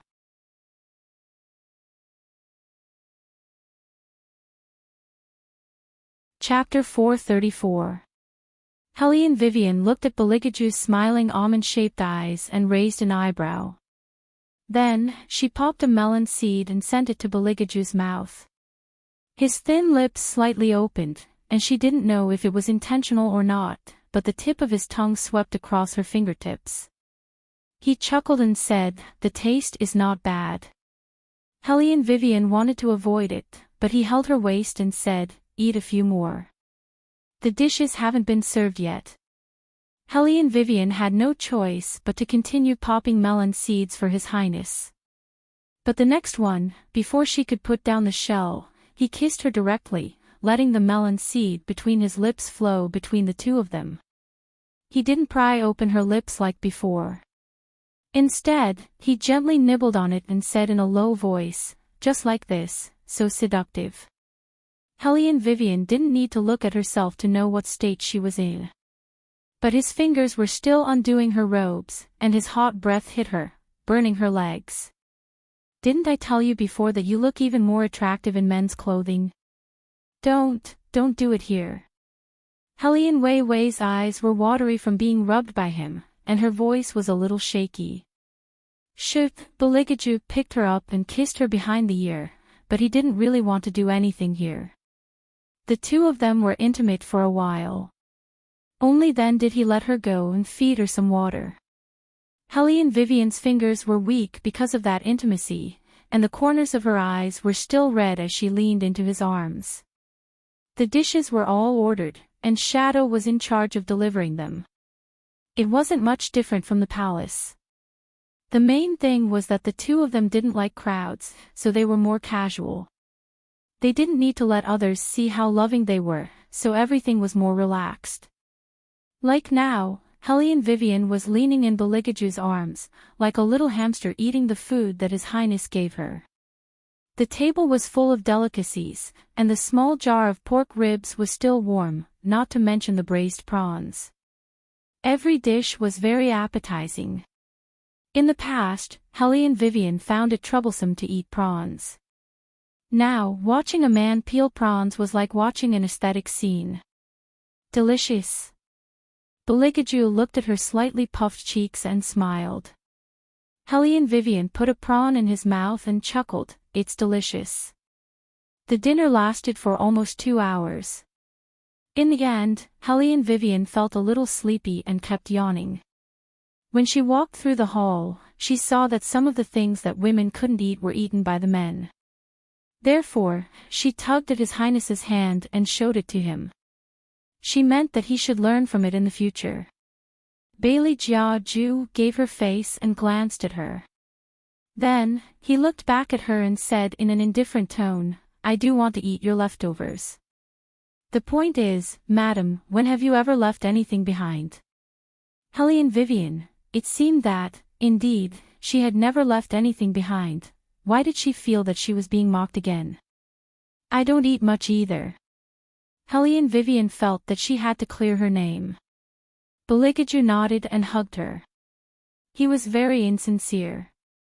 Compared to little Seven, you really don't eat much. Hellion Vivian, Beligaju looked at the petrified Hellion Vivian and couldn't help but laugh. He kissed her forehead and said, "Go to the carriage and take a look. There's something for you." "For me?" Hellion Vivian smiled and walked to the front of the carriage. When she lifted the curtain, she saw the gold, silver and jewels spread out on the ground. That pair of ink-black eyes lit up in an instant, beckoning Bailey Jia Ju to lie on it, completely luxurious. The carriage didn't go directly into the palace. Instead, it went to a royal garden. There were torches lit outside and the interior of the carriage was illuminated by night pearls. The two of them hugged each other and lifted the curtain. They felt more comfortable than ever as they enjoyed the night breeze and the sound of insects. "What did you do to those two palace servants yesterday?" Hellion Vivian looked up and asked as she ate sunflower seeds. Hearing this, Beligaju's face was full of hostility. He sneered, "Just a small matter. They didn't handle it properly and let you know." Hellion Vivian paused and didn't say anything. Beligaju looked at her expression and realized that he had lost his composure. He quickly calmed down and chuckled. "Don't listen to those people's nonsense. Those two palace servants were unclean and I sent them out of the palace last night. If you have time to think nonsense, why don't you think about how to repay me for today's arrangement?" As he spoke, he hugged her and kissed her neck. Hellion Vivian didn't really care about those things. However, she didn't know how long he would torment her in this kind of place. But although she said so, her body couldn't resist. Moreover, a new full moon was coming. Every touch was like an invisible hook to her. Beligaju had already begun to undress her. Her entire body was numb and she couldn't break free. She could vaguely hear him say in her ear, "Say you want me to go in." Hellion Vivian's voice changed from being tortured by him. It was a bit hoarse, but she could only say a single word. Beligaju couldn't help it. Looking at her long hair scattered on the expensive red fur in the carriage, everything seemed so tempting. He exerted strength in his palm and gently moved. Worried that someone would know what was going on in the carriage, Hellion Vivian bit her lips tightly. However, she was tormented by him again and again until she just wanted to scream out loud. Her slender fingers couldn't help but grab the fur under her body. She begged in a hoarse voice, "Slow down," but he smiled and lowered his head to kiss her ear. His breathing was very heavy. "Slow down. How can I let you give birth to a prince for me, His gentle words made Hellion Vivian's ears turn red. "When we were at the dinner table just now, I was thinking about having you like this." Beligaju's voice fell. The moonlight shone in densely, but it couldn't hide the charm in the carriage. She didn't know how long had passed. The numbness still hadn't faded. Hellion Vivian was originally muddle-headed, but because of the invasion again and again, she was a little happy and absent-minded. It was different from usual, but the slow torment was intoxicating. Time after time, it directly hit the top of her heart, mixed with his heartbeat. At that time, Hellion Vivian only felt an indescribable happiness. He coaxed her to say a lot of things that she couldn't say normally. He even lowered his voice and guided her, "Say that you will never leave me. Say it." Hellion Vivian didn't know what he was saying. Beligaju didn't give it to her. Hellion Vivian couldn't stand it. Her breath was unstable, and she said all the words. Then, she was extremely excited. After a night of entanglement, her body was as hot as fire. It wasn't until noon the next day that Hellion Vivian woke up in the bedroom. Just as she was washing up, she received an unknown letter. "You're tuning into the LoveLore Library YouTube channel. We're so grateful for your support and don't forget to subscribe to join us on this incredible journey through captivating stories. Your generosity through donations truly makes a world of difference, as it's the primary source of revenue that allows me to expand and enhance this channel for you. Thank you from the bottom of my heart for being a part of this adventure.